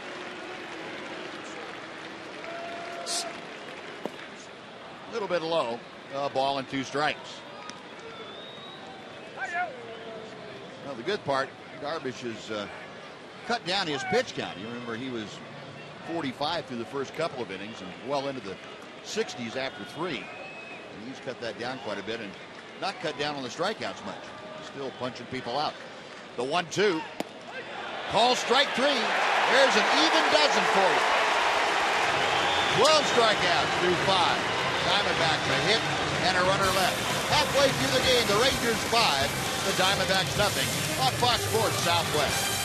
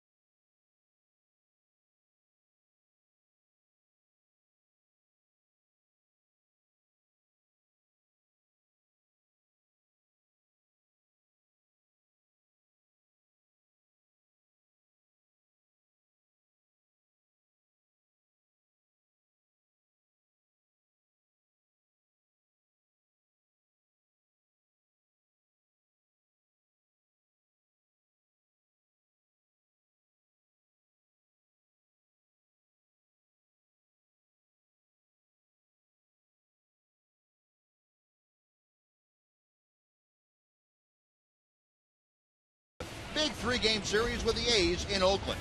It's coming up this Saturday at 2:30 p.m. We're set to go to the bottom of inning number 5. And a new pitcher on the hill is Josh Colementor, summoned by Kirk Gibson to take over for Zeke Spruill. Colemanter's having a nice season. 2.75 ERA. A lot of innings, too. 30 games, 59 innings. So he's not just a situational reliever. He comes in and gives you innings. Long man. Opponents are only hitting 206 against him. Colemanter, 15th round choice by the Diamondbacks back in the 2007 draft. Came up originally in 2011 and kind of a swing man, a spot starter, long man. He's in here to face Elvis Andrus, and the first pitch is high for ball one. Andrus 0 for 2 tonight, so that 13-game hitting streak on the line for Elvis as we go forward. 2-0 the count. Elvis has struck out and flied to deep left field. He sent Cody Ross, the left fielder, back to almost the wall in front of the out-of-town scoreboard. There's a strike. It's 2-1.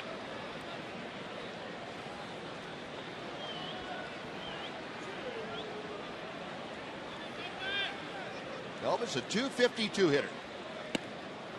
Big overhand hook. That drops in. 2 balls, 2 strikes.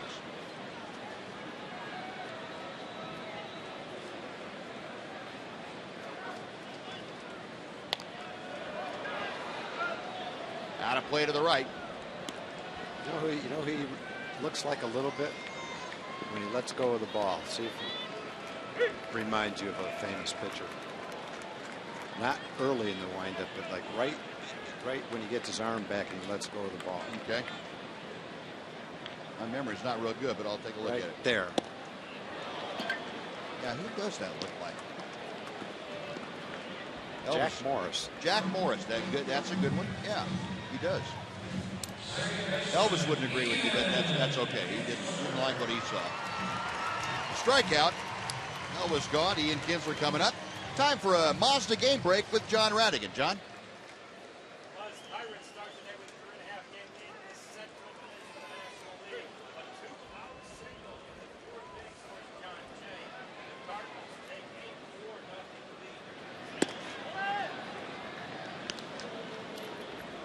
Thank you, John. 1 ball, no strikes. Ian Kinsler, 1 for 2. Signaled his last time up. He takes high. Colemanter, a lot of cutters. Basically a cutter changeup type pitcher. Dropping that overhand curveball. Kinsler skies it to right field. Far up. Jogging in a couple of steps, makes the grab. That's out number 2. It'll bring up Adrian Beltre. Third baseman Adrian Beltre. Adrian looking for his first hit tonight. He has struck out and popped out to third.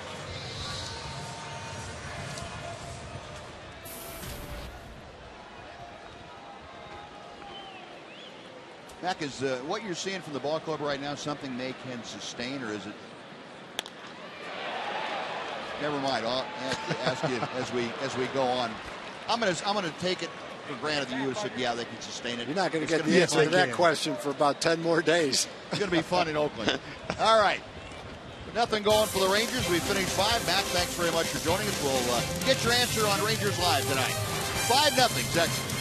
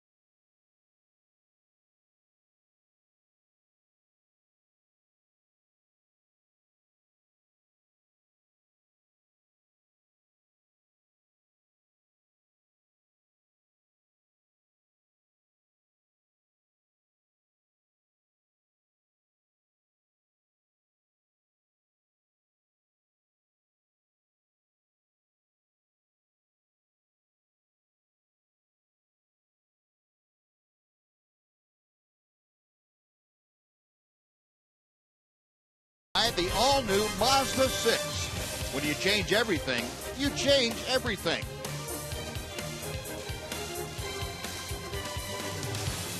Nice crowd on hand for this makeup game that can reschedule from the last week in May.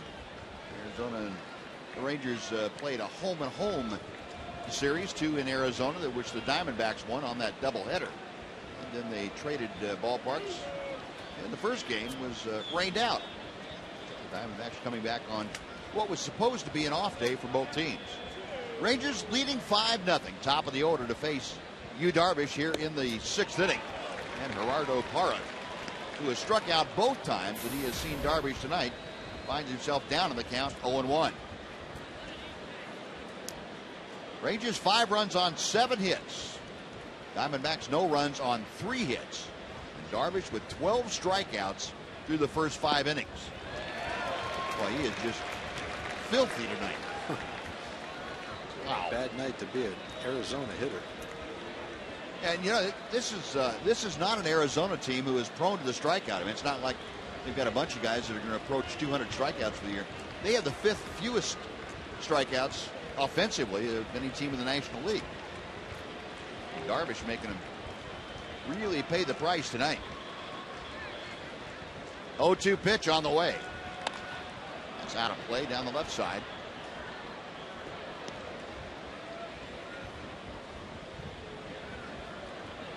Hughes' next pitch will be his 90th. And there you can see how he's cut down a little bit since the 40 pitches in the first 2 innings. Been going down steadily ever since. Right-hander back to the plate. Got him swinging. Strikeout number 13.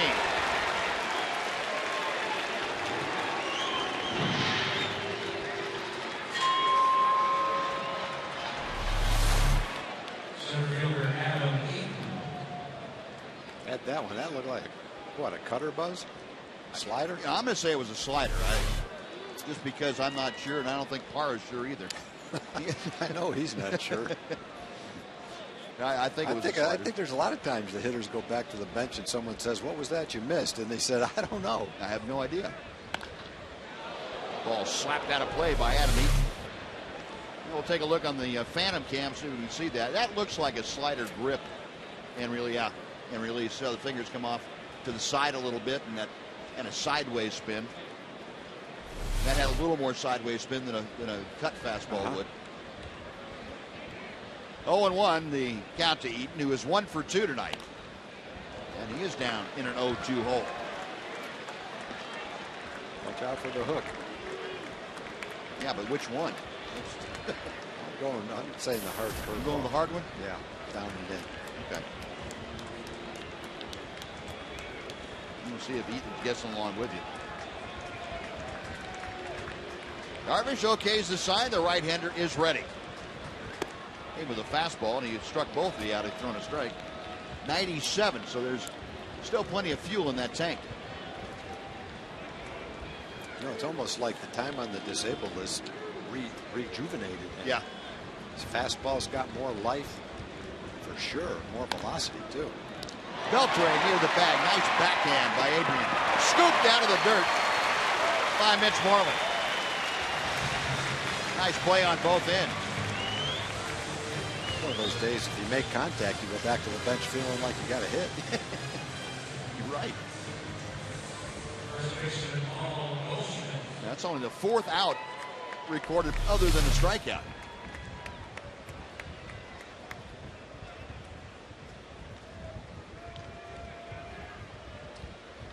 And Eaton runs pretty well, so Adrian had to get rid of that pretty quickly.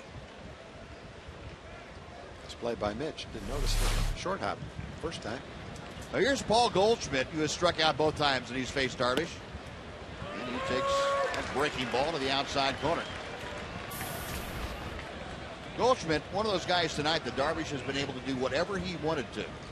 He's thrown the fastball for a strike early in the count, or all the way through the count. He's thrown the breaking ball for a strike to get ahead and finish him off. That pitch outside. Goldschmidt having one of those nights where he's probably saying, "Why me? You know, why can't he make a mistake to me?" 13 strikeouts, 2 groundouts, 2 flyouts. 1-1 pitch. 1-2.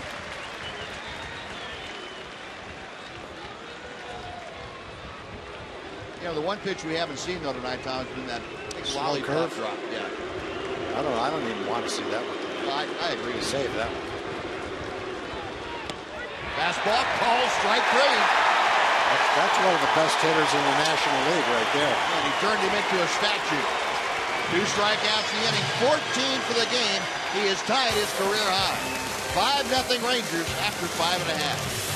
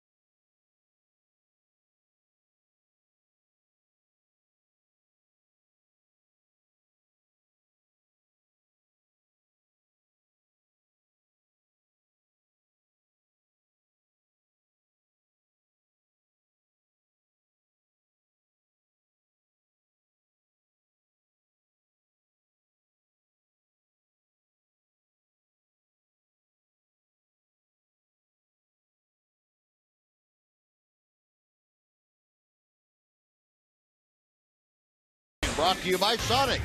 Tonight's jackpot is worth $600 and dinner for 2 at Sonic Drive-In. Tonight, the Rangers are hitting for Bill Heisler from Ennis. And if a Ranger hits a grand slam during the inning, Bill Heisler from Ennis will win $25,000. You can register at any participating Sonic restaurant. Well, we're waiting for Brian Gorman, the crew chief, went down into the tunnel momentarily, and now the home plate umpire, Manny Gonzalez, back out there. And Manny must be sick. I think he's gone down in the tunnel. He has. Every inning. Either that or it's just so hot he's going down maybe to get, you know, an ice pack on his neck for 2 or 3 minutes. Get some fluids in him? Yeah. That's a tough night to be behind the plate. Yeah. A.J. Pierzynski with his 3rd at bat of the night. He's leading off an inning for the 2nd time in a row. He takes the Colementor pitch in for strike 1. Pierzynski got the Rangers started tonight in the scoring column. He hit his 12th home run of the year back in the 2nd inning. Fouls that next pitch right off his fist. And the count moves to 0-2. Rangers with 3 solo home runs tonight. They now have 127 as a team this year. They were 4th coming into play tonight in the American League. A.J. again. That ball can't hit him more than an inch or 2 above his hands. Yeah, that one almost hit his hand, I think.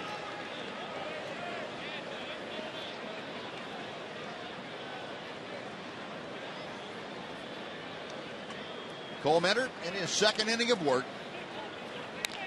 And A.J. chops one foul outside first. We will try it again at no balls and 2 strikes. Rangers with 1 in the 2nd, 1 in the 3rd, and 3 in the 4th inning tonight. They chased Zeke Spruill from the game. Spruill in his first major league start, not appearance, but start, when 4 innings allowed all 5 runs. They were earned on 7 hits. No walks, 3 strikeouts. That off-speed pitch very high. It's 1-2 to Pierzynski.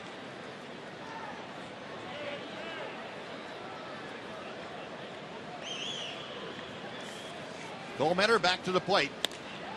Loop to center field. Hard charging is Eaton. That's going to fall for a base hit. Well, AJ has his second knock.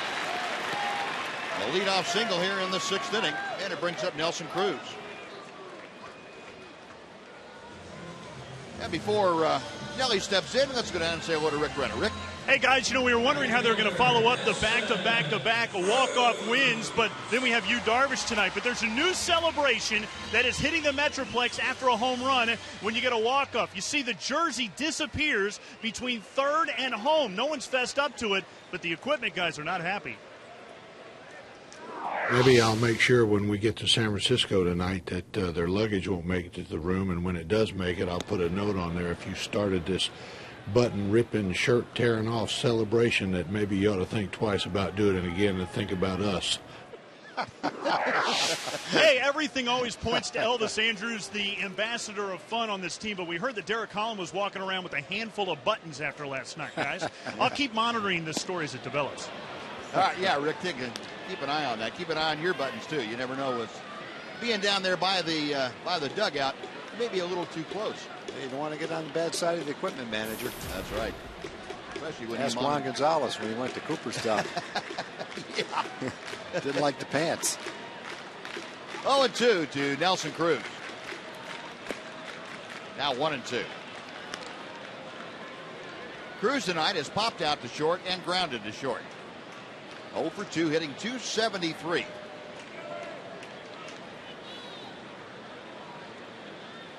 Coleman, a long look in, and the right-hander's ready. Modest lead for A.J. Pierzynski at first. Fouled off. Still a ball and 2 strikes.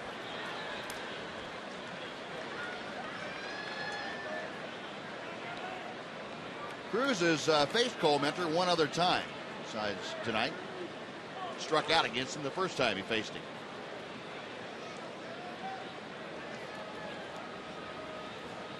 Right-hander ready once again.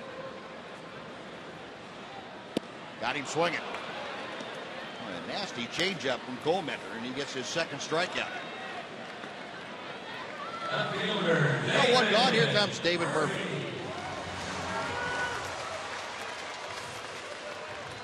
Murph 2 for 2 tonight. Blasted his 12th home run of the year last time up. Hit it over the Ranger bullpen in right center field.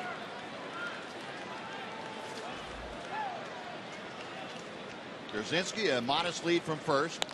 And Murph pops up the first pitch. That's out of play over the Ranger dugout. It's 0-1. In the 4th inning, David Murphy. We have liftoff, folks.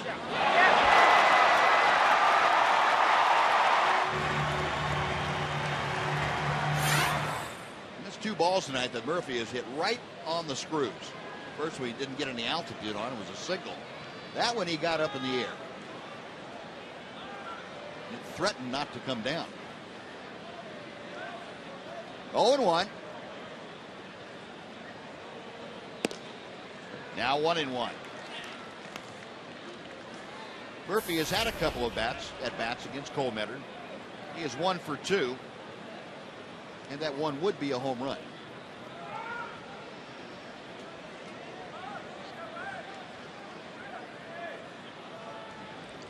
Next pitch to him. Hit well to left field. Ross started in, now retreats a few steps. Makes the catch back to first. Goes Pierzynski. There are 2 gone for Jurickson Profar. Well, that's 3 good at-bats for David Murphy as far as hitting the ball squarely. He lined that sharply to left field. So that's a good sign for Murphy. Profar singled and scored his last time up. That was back in the 4th inning. So for Jurickson, that average continuing to climb up to 247 now.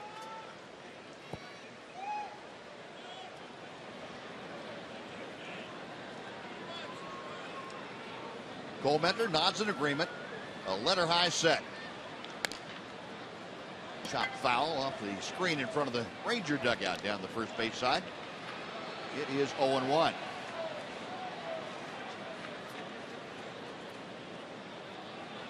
Profar, a single the only time he faced Cole Mentor this year.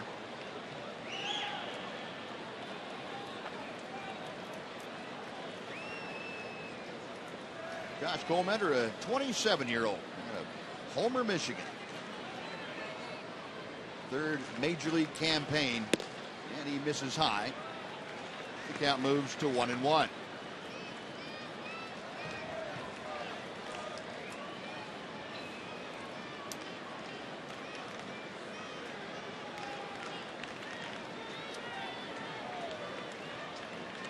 Cole Mentor a check at first, and the pitch to Profar. Off speed, got the outside corner. 1-2 the count.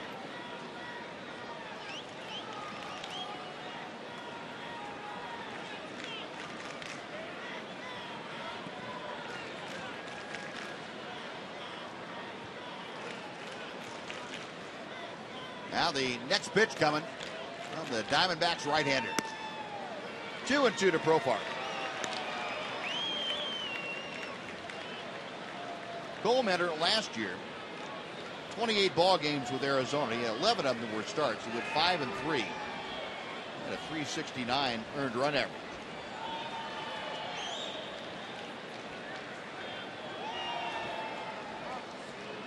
The 2-2 pitch. Pierzynski on the move. And he is going to steal second, stand it. I'll tell you what, the Ranger battery tonight's having a great night. Darvish and now Pierzynski a stand-up stolen base. Well, he showed everyone on the team that likes to steal bases how to get a jump, that's for sure. I wonder if you have to be quiet over there when you do that so he doesn't notice you. You could just say to Elvis, how many bases have you stolen standing up this year? There you go. Now the count is 3-2 to Profar. Pierzynski now in scoring position. Profar bangs one to right field. Retreating Esparra has a play just shy of the track and makes the catch. Well, the Rangers get a hit, but strand a runner. We have finished 6 in Arlington. Rangers 5, Diamondbacks nothing on Fox Sports Southwest.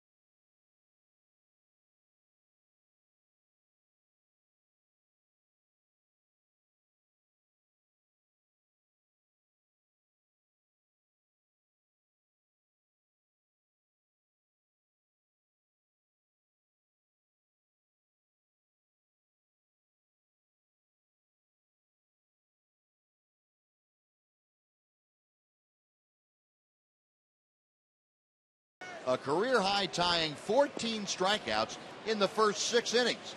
He has allowed just 3 hits while shutting out the Diamondbacks. Meanwhile, his offensive partners have helped the cause by getting 5 runs on 8 hits. Solo home runs by his battery mate, A.J. Pierzynski, Mitch Moreland, and David Murphy. Well, it has been an all-around outstanding night for the Rangers as they try to make it 4 in a row as they head to Oakland for a very big weekend series. And Darvish had thrown over 70% strikes today. He's still going to be at 100 pitches after the second pitch. The first pitch to Eric Chavez is outside for ball one. Chavez has struck out both times that he has faced Yu Darvish. Once swinging and once called. Loops this one to left field. Murphy coming on. He's going to have to play it on a hop. Chavez just waited on that breaking ball and looped it to left. That's the fourth hit of the night. First time the Diamondbacks have had their leadoff man aboard since the second inning.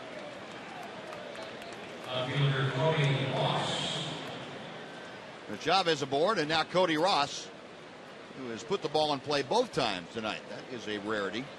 Matter of fact, he is the only Diamondback hitter that can say that. Ross, a single and a ground ball to first.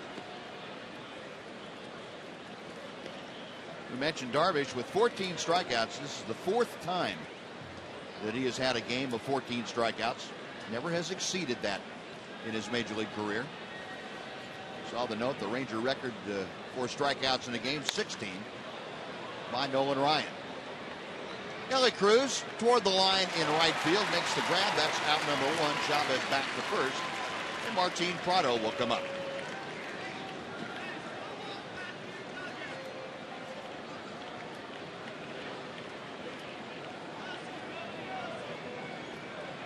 And Yu Darvish not only trying to establish a new high in strikeouts, but he's also trying to win his 10th game and keep the Rangers on a positive roll. Prado 0 for 2, a strikeout and a fly ball to center.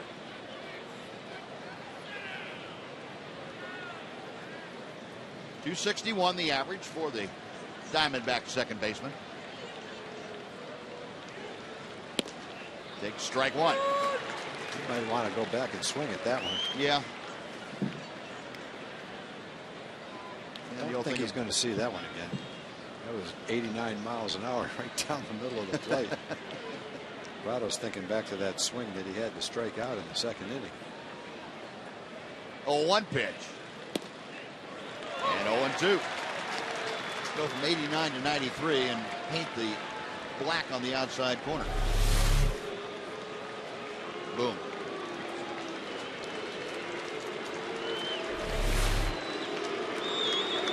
Darvish ready. The 0-2 pitch.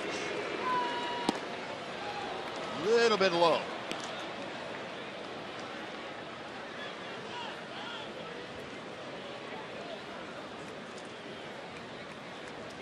Otto out thinking about what Darvish had featured before in a similar count.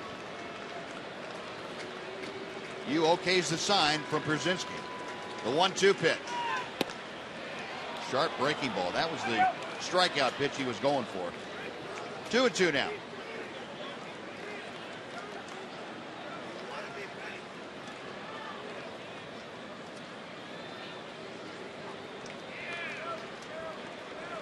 A check of Chavez at first.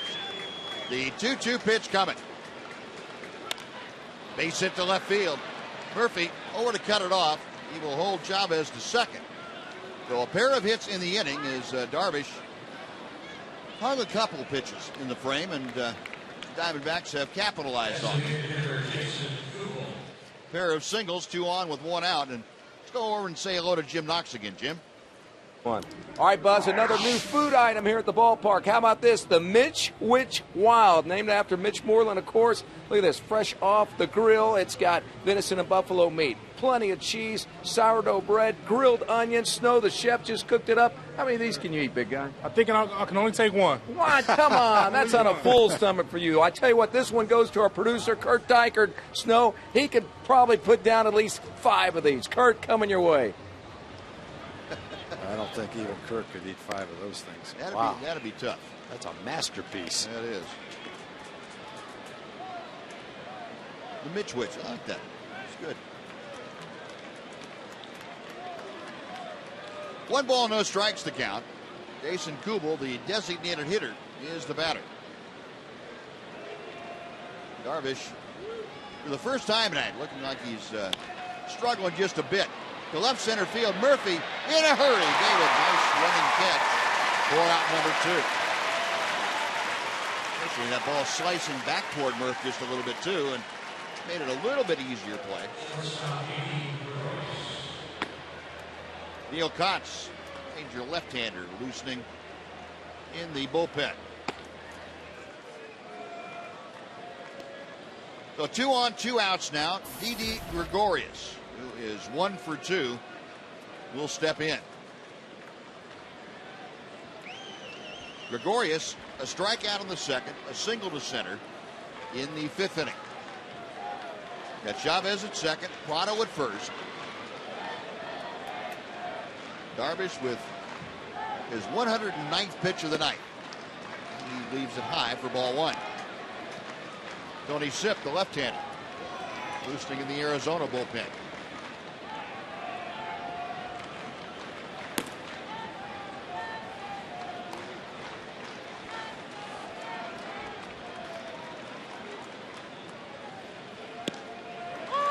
Backdoor hook. It's a ball and a strike.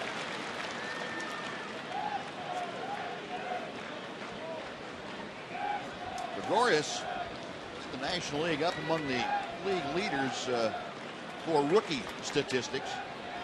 He's 3rd in average with 277, 3rd in on-base percentage. Off the end of the bat, shallow center, Profar going back, has the play and makes the grab. No strikeouts in the inning, but no runs either. No runs on 2 hits, 2 left. Darvish off the mound, and the Rangers with a 5-0 lead as we take the stretch.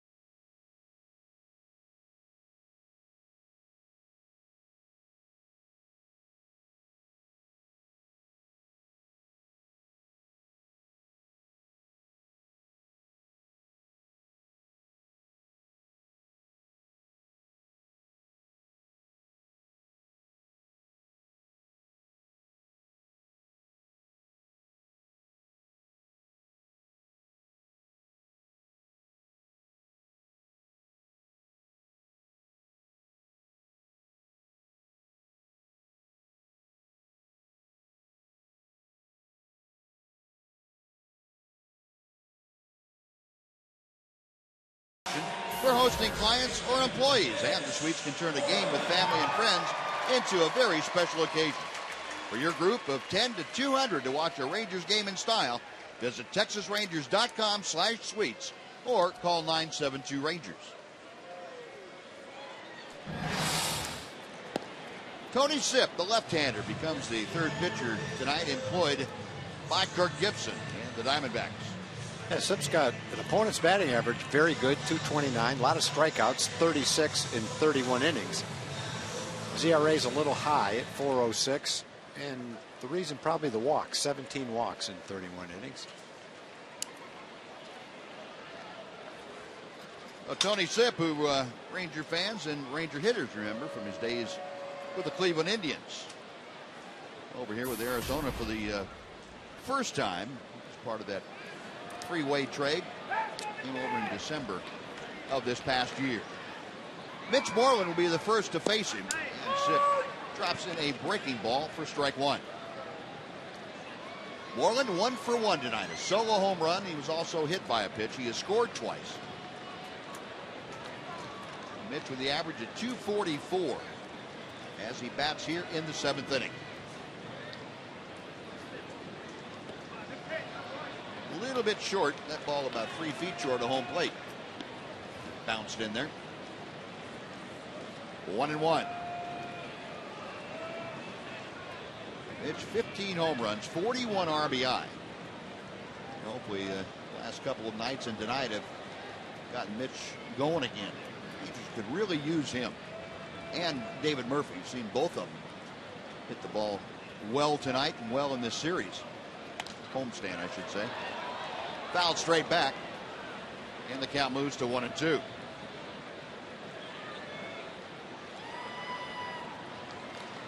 Moreland facing Tony Sipp, the 29-year-old. Make that 30. He just turned 30 a few days ago. Out of Pascagoula, Mississippi. Originally a 45th round draft pick back in 2004 by the Cleveland Indians. Now time call. Moreland backing out.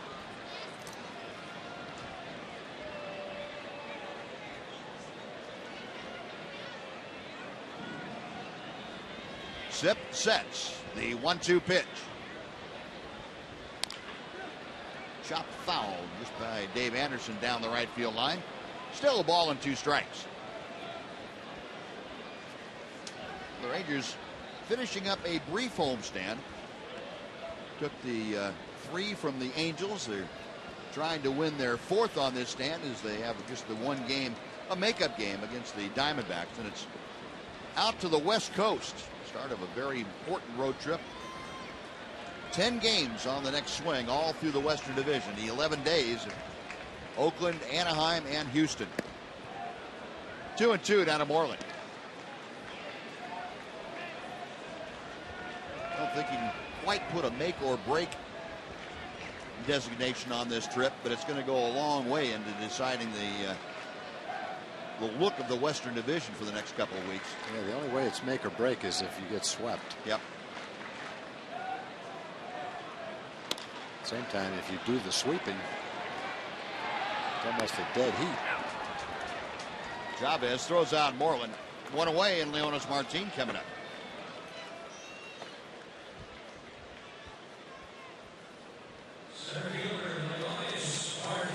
Tony Sipp gets the first out.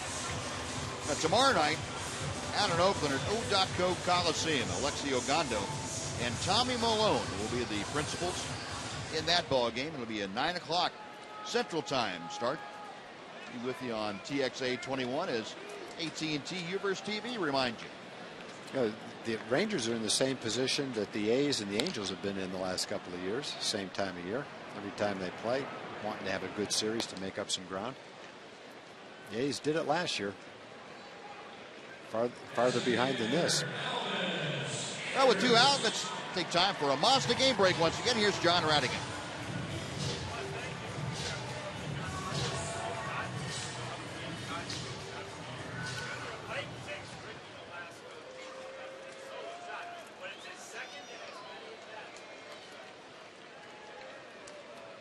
Thank you, John. 2 outs, bases empty here in the Rangers' 7th inning. Tony Sipp working quickly through the Ranger order thus far, and he's got Elvis Andrus at the plate now, who's 0 for 3. Ball 1. Leonis Martin getting some instruction on Washington. You would think that that's about the at-bat that he just had. Ron Washington believes very strongly in addressing something at the moment if he feels that it can help a player. And certainly what he was talking to Leonis about had to have been you go up there with 1 out and you want to see a pitch from Tony Sipp because you haven't faced him before. 2-0 pitch coming to Elvis. Down the right field line, that will twist back into the crowd out of play. Parra over to take a look, but it's well out of his reach. It's 2-1 now to Elvis. You see Leonis kind of a smile on his face, and Ron always leaving guys with something positive to chew on. Maybe one of the best instructors from both the physical and the mental side of the game that I've been around. Ron is extremely good at teaching the game of baseball. Rip and a miss by Elvis. It's 2-2 now.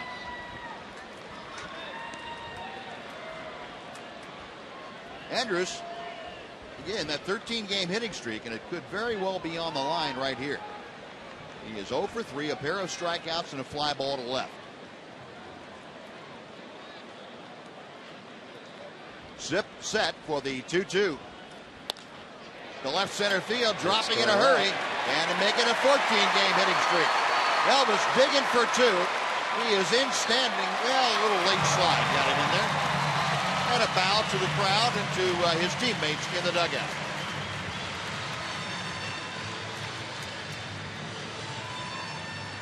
The center fielders generally play Elvis way over in right center field. So if he hits anything to the left of second base without pulling it to the left fielder, there's a big gap out there. Check the phantom cam out. Probably hit it a little toward the end of the bat. Yeah, a little vibration on that bat, kind of wiggling around, but got it in the right spot. Yeah, big hole out there. All Elvis needed to have was somebody associated with Cleveland, either now or in the past. Elvis, of course, the 37 straight game hitting streak against the Indians, and Tony Sipp previously from Cleveland. I didn't get that connection, but good point. Elvis did. That was the one that was important. Well, Andrus at second. Here is Ian Kinsler, who is 1 for 3. Off speed from Sipp, and it's in for a strike.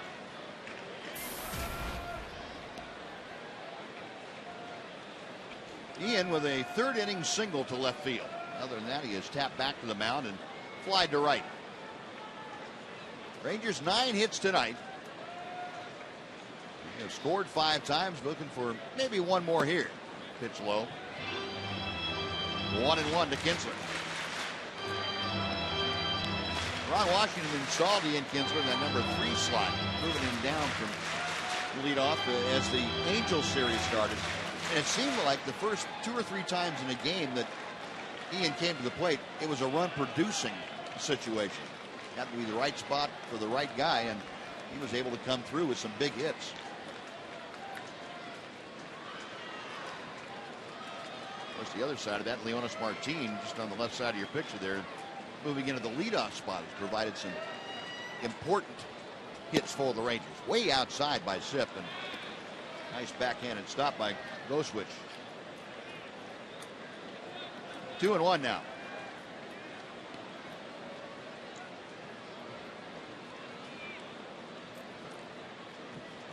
Kinsler at 276 with the average. Elvis establishing his lead at second. Sipp checks him. And the pitch high and wide. It is 3-1. Well, if Ian can get aboard to prolong this inning, Adrian Beltre could get a shot here in the 7th.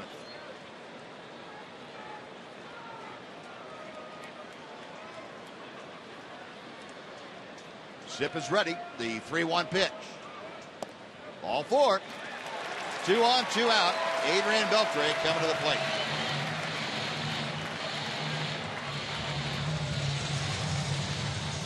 We were talking a little bit earlier about the probable pitchers for tomorrow night, Ogando and Malone. The rest of the weekend shapes up like this. Matt Garza gets to start on Saturday. Jared Parker will oppose him. And then on Sunday, it is Derek Holland and A.J. Griffin. Sunday afternoon game, and Saturday is on your left in Matt Garza. Sunday is on your right in Derek Holland.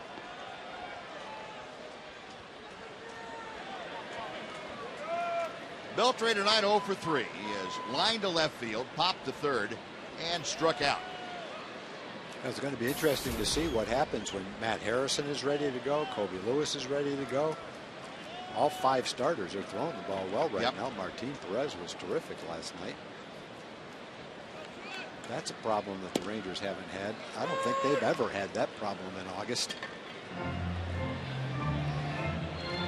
Ron Washington will tell you it's a nice problem, and baseball has a way of answering questions that you might pose, but it's getting pretty close to where that question is going to have to be answered. Matt Harrison had his first outing, rehab outing last night, worked a couple of innings, so he's probably 3 to 3.5 weeks away from being part of the mix again. Boy, Beltre, a rip and a foul back. That's 0-2. And Kobe Lewis, maybe 1 start ahead of Matt as far as that is concerned. Colby about ready to make his third rehab start. So yeah, I don't know what you would do other than delay the decision. Well, if you delay it till September 1st, then the rosters expand. Right. And you could always, if all 7 guys are thrown, well, I guess you could maybe skip a guy's turn to give him an extra break or something, or add a guy to the rotation and have 6 so everybody gets more rest. And there's a lot of things you could do. There's been plenty of times where you've been searching for, I was going to say 1 starter. There's been a lot of times you've been searching for 3 starters this time of year. That's right. Go back a ways, not in the last few years, but you go back a ways, and that's been the case. Beltre, a little cue ball down the first baseline. It is a fair ball, and Beltre able to leg it out. They wanted to keep it fair, but he needed to pick it up. That's a base hit. Sip reached over to grab it, couldn't get the handle, and Beltre's got an infield single. That ball had a lot of spin on it. It looked like it was going to be foul, but the spin brought it back fair. And the thought was, don't let it go foul. We can get an easy out. Well, Sip, I don't know whether he tried to slap it fair or whether he tried to catch it. No, he tried to catch it and missed it. And now they can't make the tag and the bases are loaded. Well, I said it was going to be a base hit. They haven't ruled on it yet. Well, yeah, I guess that one could go either way. He kept it fair, that's for sure. Yeah, he did. Here's our Phantom Cam. There's that spin we talk about. There might be a cut on that ball from hitting the edge of the cupped bat. Look at the spin on that ball. That's one of the best fan cams yet right there. That showed the cup of the bat, the sharp edge that a cupped bat has rather than a rounded edge that a non-cupped bat has. And it just imparts even more spin on it when you hit a ball like that. So the base is loaded with 2 outs. A.J. Pierzynski is a hitter, and A.J. takes strike 1. He is 2 for 3 tonight. A single and a solo home run. They still haven't ruled on the Adrian Beltre squibber.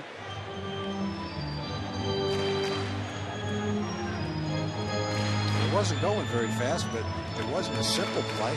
No. So Tony Sip facing Pierzynski for the first time tonight. Rangers at every base. Check swing, the pitch down and away. Watch how this ball hits the end of the cup bat. You'll see the sharp edge right off the end of it. And look at the spin. When it hits the ground, the dirt flies and the ball keeps on spinning. Doesn't look like it's going to roll that far when you watch that. That's a great picture, boy. A little Massey shot in pool. Wow. Up the middle, base hit to center field. 1 run's home. 2 runs are home. A.J. Pierzynski, a 2-run single. The Rangers lead 7-0.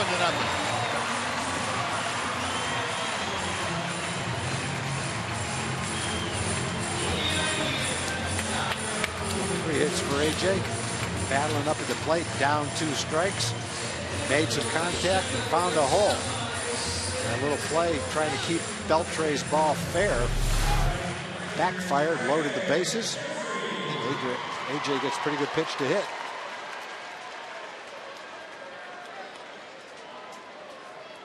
Well, now Craig Gentry is going to pinch hit for Nelson Cruz. First pitch to Gentry, a check swing, and it's a little bit low, and the appeal to first base, Corey Blazer, brings up the strike. And they have finally made a ruling on the Beltre ball. It's going to be an error on Tony Sip. So no base hit for Adrian, and that's going to make all the runs in the inning unearned for Sip as Gentry takes strike 2. So Cruz retires this evening after going 0 for 3. Gentry, a .233 hitter.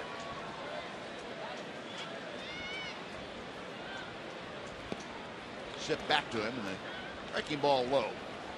1 ball, 2 strikes.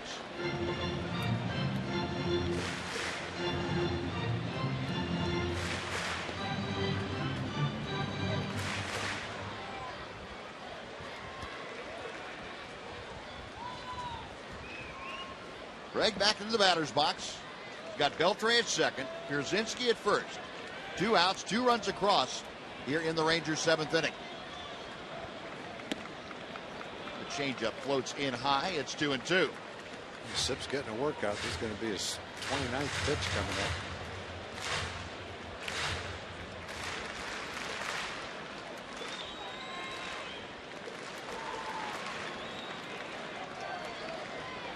Left-hander reads the signs and has the one he wants. Ball 3. Greg could get a hit right here for Darlene Gentry. That's his grandmother. She's 87 years old today. I know she's watching in Van Buren, Arkansas.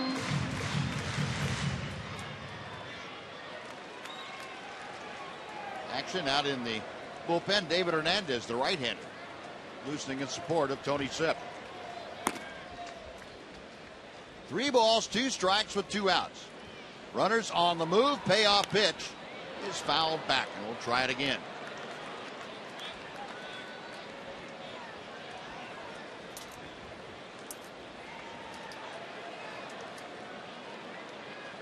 Gentry, as you saw, a home run and 12 RBI this year.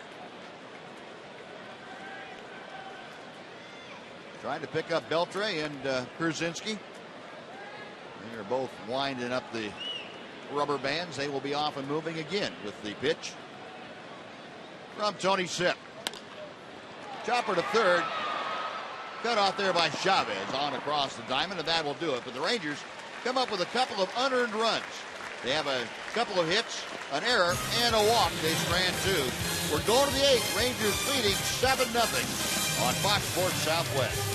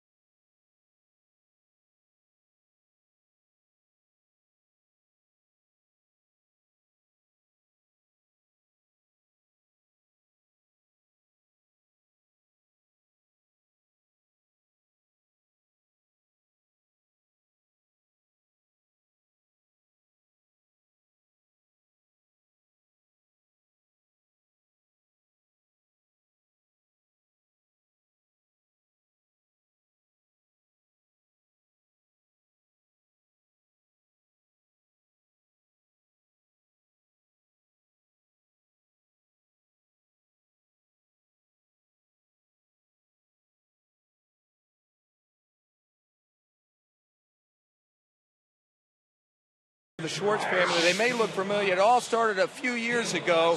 Big night because it's their anniversary. What happened a few years ago, Stephanie?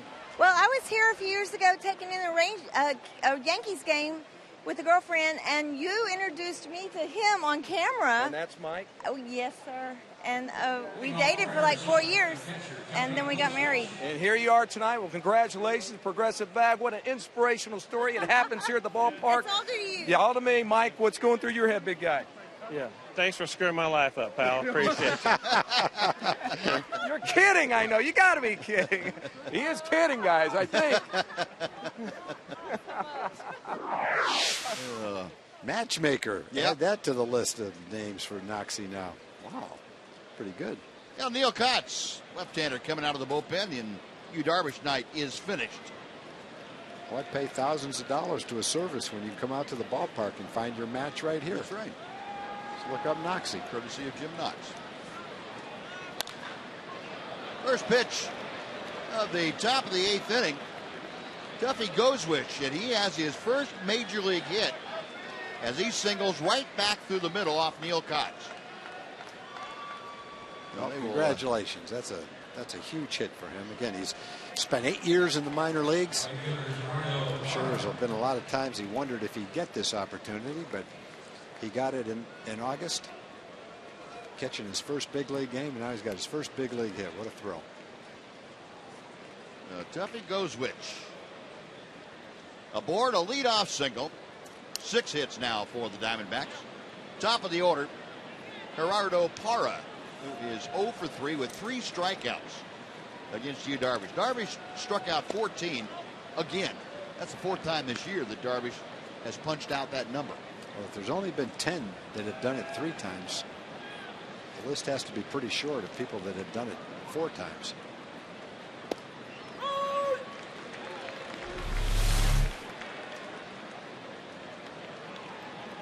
Elvis warming up Neil Cox between innings. Big Cox is probably throwing fairly soft to him, too. Moreland goes to second with a low throw to Profar, and he just does get the sliding go switch. Now the 4th play. Now Parra at first and 1 out for Adam Eaton. Now the 14 strikeouts, 4th time for Darvish this year. That's the most in one season in Rangers franchise history. Nolan Ryan had 3 games of 14 or more in 1990. That had been the previous record. Nolan that year, if I remember correctly, struck out 301.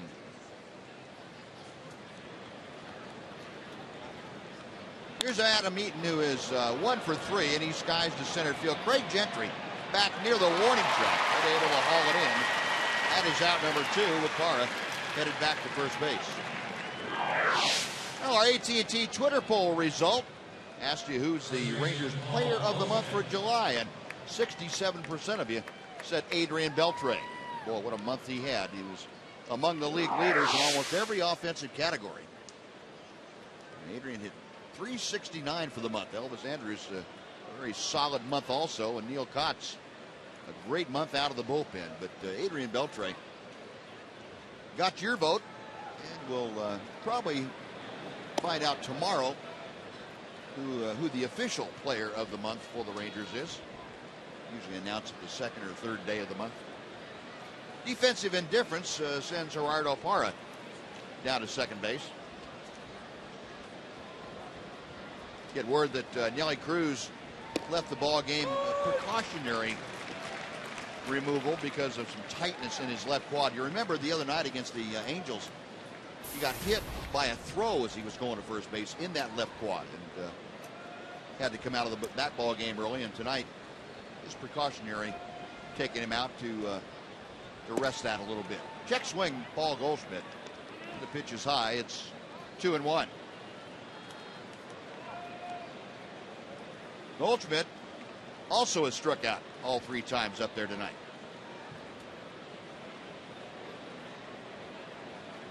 Gerardo Parra, the runner at second base. 2 outs here in the top of the 8th inning. Fouled away to the right. And the count evens at 2-2.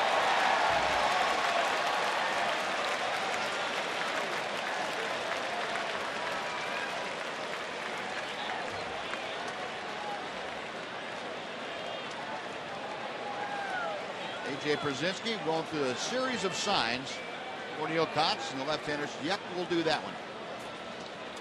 The 2-2 pitch. Tapper off the end of the bat to first. Moreland gloves. He will take it to the bag and beat Goldschmidt by a step and a half, and that'll do it. No runs, a hit, and 1 left for Arizona. We finished 7.5. Rangers 7, Diamondbacks nothing on Fox Sports Southwest.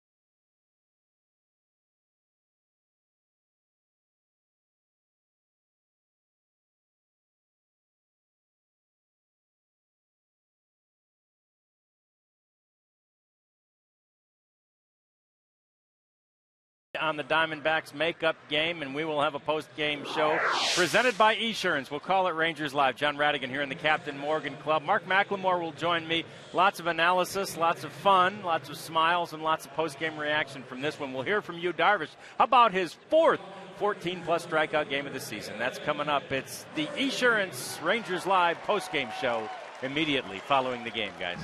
All right, John.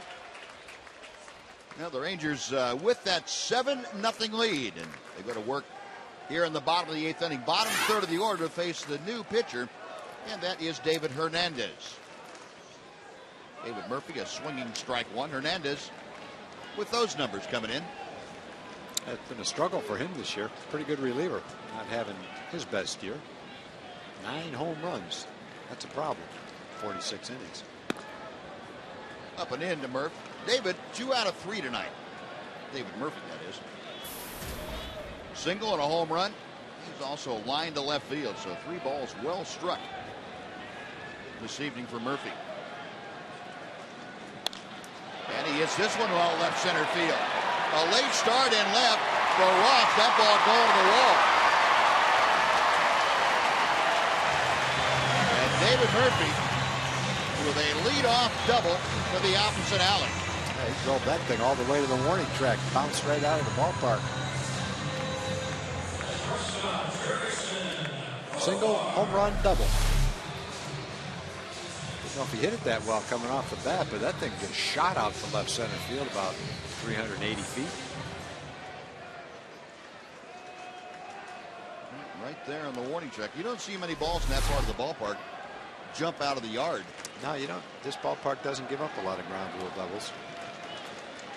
But Murph did it, so he is 3 for 4, and now Jurickson Profar up there.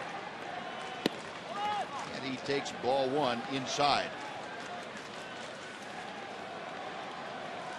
Now Cliff Pennington has come off the bench to take over at second base. With Martin Prado moving over to third. So Pennington will hit in Eric Chavez's spot in the order. The breaking ball that crossed up. Goswitch, he was looking for a fastball away, and at the last second had to reach back to his right and just did get a piece of his glove on the ball. Goswitch now going to go out and talk to David Hernandez and say, well, at least you didn't cross me up the other way. If I was looking for a curveball and threw me a fastball, I'd be chasing it back to the backstop. What's this? Oh, I got to reach out. Oh, no, I got it back there. And it was pinballed off the shin guards and off the legs of the umpire and everybody else. 1-1, the count to Profar. Oh, shattered bat. Well, that had pieces, fielded by Pennington. That had pieces falling off it in the dirt at second base. There's a couple of pieces. Goldschmidt's going over to pick them up. And the bats have had a tough night tonight.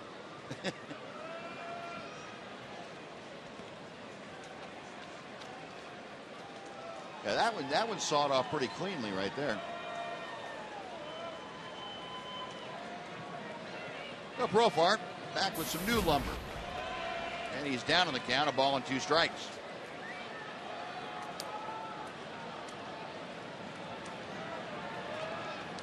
Jurickson at 245 as he awaits the pitch. David Hernandez sets. And the breaking ball in the dirt.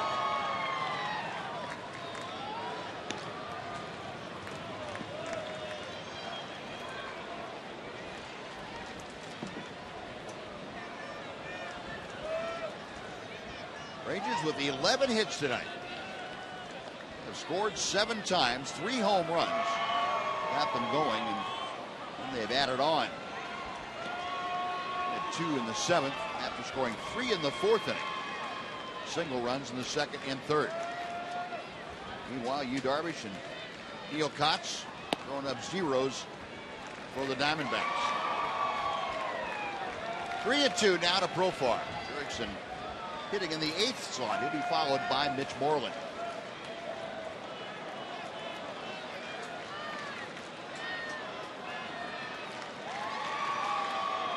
Hernandez ready.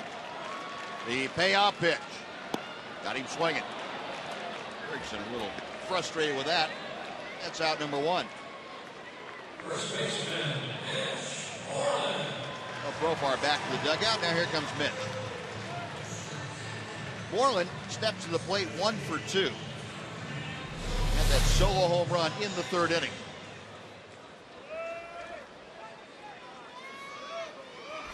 We're talking about Hernandez struggling giving up the home run ball this year. Last year, he had an ERA of 2.50, 68 innings, 98 strikeouts in 68 innings, and only 48 hits. Big year for him last year. On a play to the left off the bat of Mitch Moreland. Last year he gave up 4 home runs in 68 innings. This year it's been 9 home runs in 46 innings. Now Hernandez came over from Baltimore.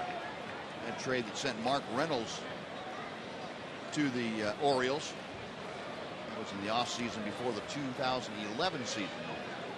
74 ball games in 2011 and 72 last year for David Hernandez. So an often used, valuable piece of the Arizona bullpen. And he's not giving up the home runs because of the lack of velocity. He's throwing 95 to 97 miles an hour. That's got nothing to do with it. He's not be making his location as well as he's done the last couple of years, though. 1-1 the count to Moreland. Slow tapper it out towards second. Pennington charging, flips it underhand, shovels it underhand to Goldschmidt. Moreland is retired. On to third goes Murphy. There are now 2 outs, and Leonis Martin coming up. Joaquim Soria getting loose in the Ranger bullpen, so we will probably see the Ranger right-hander in the 9th inning.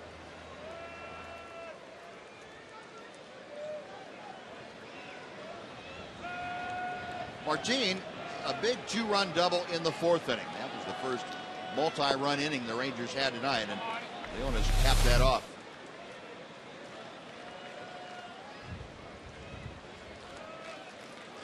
That last play. Looks like he's watching a horror movie. Off speed, catches the outside corner.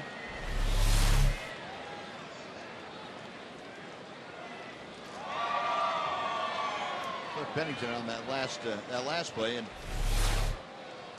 he was a little bit nervous about that. Chopper slowly, he's got another chance. He flips this one out of his glove and gets Leonis Martin. So that'll do it with the Rangers. They can't do anything with Murphy's leadoff double. He is stranded. We're going to the 9th inning in Arlington. It's the Rangers 7, the Diamondbacks nothing on Fox Sports Southwest.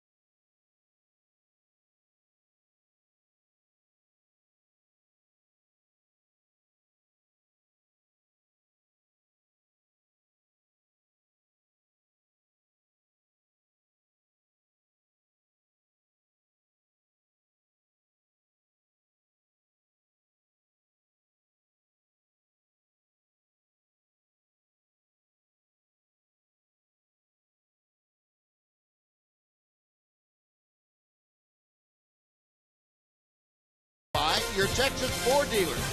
Don't miss the Ford Summer Spectacular featuring blockbuster deals. Now playing at your best in Texas Ford dealer.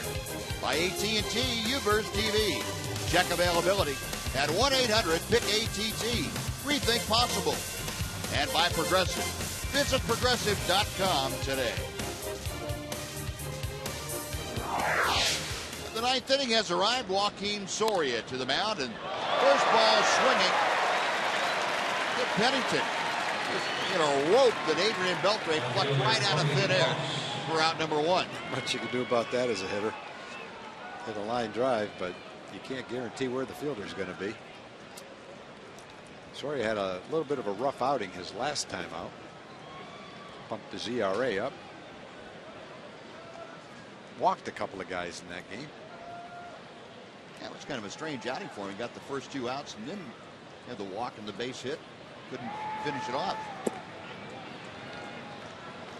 First pitch to Cody Ross, low and outside for ball 1. Ross 1 for 3 tonight.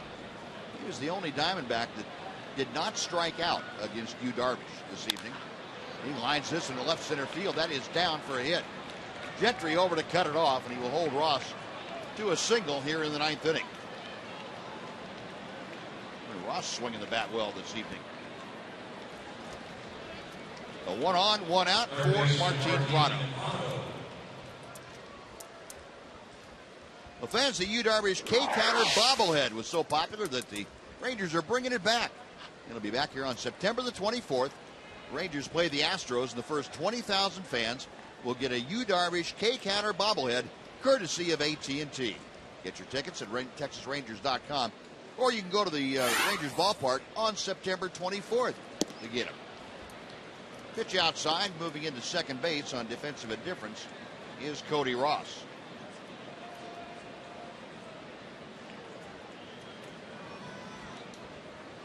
He would have kind of maxed out that counter tonight, probably. 14 punch-outs for Yu Darvish. 4th time this year that Darvish has gotten to that exact number. Martin Prado a base hit in 3 trips to the plate. A single came in the 7th inning. Soria working to him, throws the breaking ball that stays high. 2-0.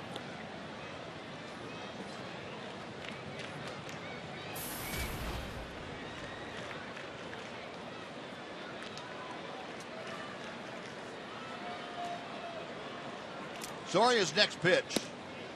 And with Prado taking all the way, it's 2-1.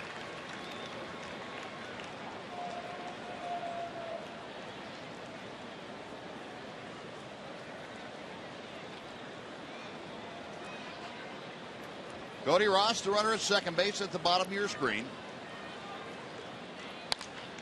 Hit the other way, and it gets by Mitch Moreland. Took a kind of a crazy hop. So around third, coming in to score is Cody Ross, and the Diamondbacks have gotten on the scoreboard. It is 7-1. You couldn't tell what happened on that ball. It looked like Mitch was going to get to it and just kind of skipped by him into right field. Might go as a base hit for Prado. It's pretty steady at first base. Generally, you would expect him to come up with that ball. It just bounced right over his glove. Yeah, took kind of a tricky hop there at the very end, and that'll go as a base hit and an RBI for Martin Prado. Well, the shutout is averted by the Diamondbacks. Jason Kubel takes the pitch inside for ball 1.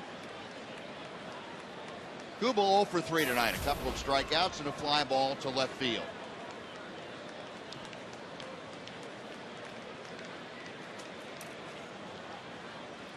Rangers leading 7-1. They have out-hit the Diamondbacks 11-8 tonight. Double play ground ball to second, on to first, and that will do it. We have a winner here in Arlington tonight. The Rangers, after that double play, hugs and handshakes all around, win it 7-1. Yu Darvish gets his 10th win of the year as he goes 7 shutout innings, striking out 14, and he's backed by solo home runs from David Murphy, Mitch Moreland, and A.J. Pierzynski. The Rangers putting up 11 hits tonight, 7 runs, and winning their 4th consecutive game. So they will head to Oakland with some momentum. But as they say, the momentum is only as good as the next night's starter, and that will be Alexi Ogando tomorrow night at the Coliseum in Oakland. So the Rangers down the Diamondbacks tonight, and they end up splitting the season series, and this is how it ended. Oh, well hit ball, but pretty easy one to turn for the guys. Hugs all around. And what felt pretty bad coming back from the last road trip feels pretty good after this homestand. So 7-1 the final, and Rick Renner is standing by down on the field with one of the stars of the game tonight. Rick? That's right, David Murphy, the guy I like to call the Baylor Basher, with 3 hits in this one, getting a big home run. I know you've shown signs of kind of breaking out of things offensively. What was different tonight? You look for a feel all year long, and tonight was the best feel I've had. So, it's a matter of consistency. Hopefully I can continue the consistency, but either way, it's great to get a win tonight. This team really needs you and Mitch Moreland to do things offensively. Are you guys, and both of you homer tonight, are you guys kind of feeling that wave of momentum on this homestand? We'll see. The last 4 days have been great. And I don't know. It's been up and down year. And, we take pride in being a deep offense, top to bottom. And obviously it was great to see Mitch have a great game tonight. Great to see AJ have a great game tonight. And, the last 4 days, pretty much everybody's contributed in this offense. So, and not to mention it was great to see you, Darvish, tonight. Yeah, how about that? Texas Rangers record 4 14 strikeout games. What was it like playing outfield behind there? Probably a little boring out there, huh? We were making jokes that, did we even need to bring our gloves out there? But no, it's Yu's got great stuff. Obviously, when he's on, he looks like he did tonight, and it's obviously fun to watch. Obviously he's got big league stuff, and to watch him do that to a big league lineup, and that's a good big league lineup over there. It just tells you how good he is. Is this potentially the best pitching staff that you've been around since you've been here in Texas? It's definitely the best pitching staff. You look at the depth, you look at all of our 5 starters, you look at Ross, Sheppers, Cox, Nathan. I'm sure I'm forgetting guys, but it's so deep from the first starter to the last guy in the bullpen, and Joe Nathan. And it's been great to see them do their thing all year long, and hopefully our offense can continue to do what we've done right here recently. Always fun to interview after a big win. Thank you. Congratulations. Let's send it back up to the guys upstairs. All right, Rick, thank you. Well, it took only 2 hours and 47 minutes tonight, 41,569. Saw the Rangers win their 4th consecutive game, and now it's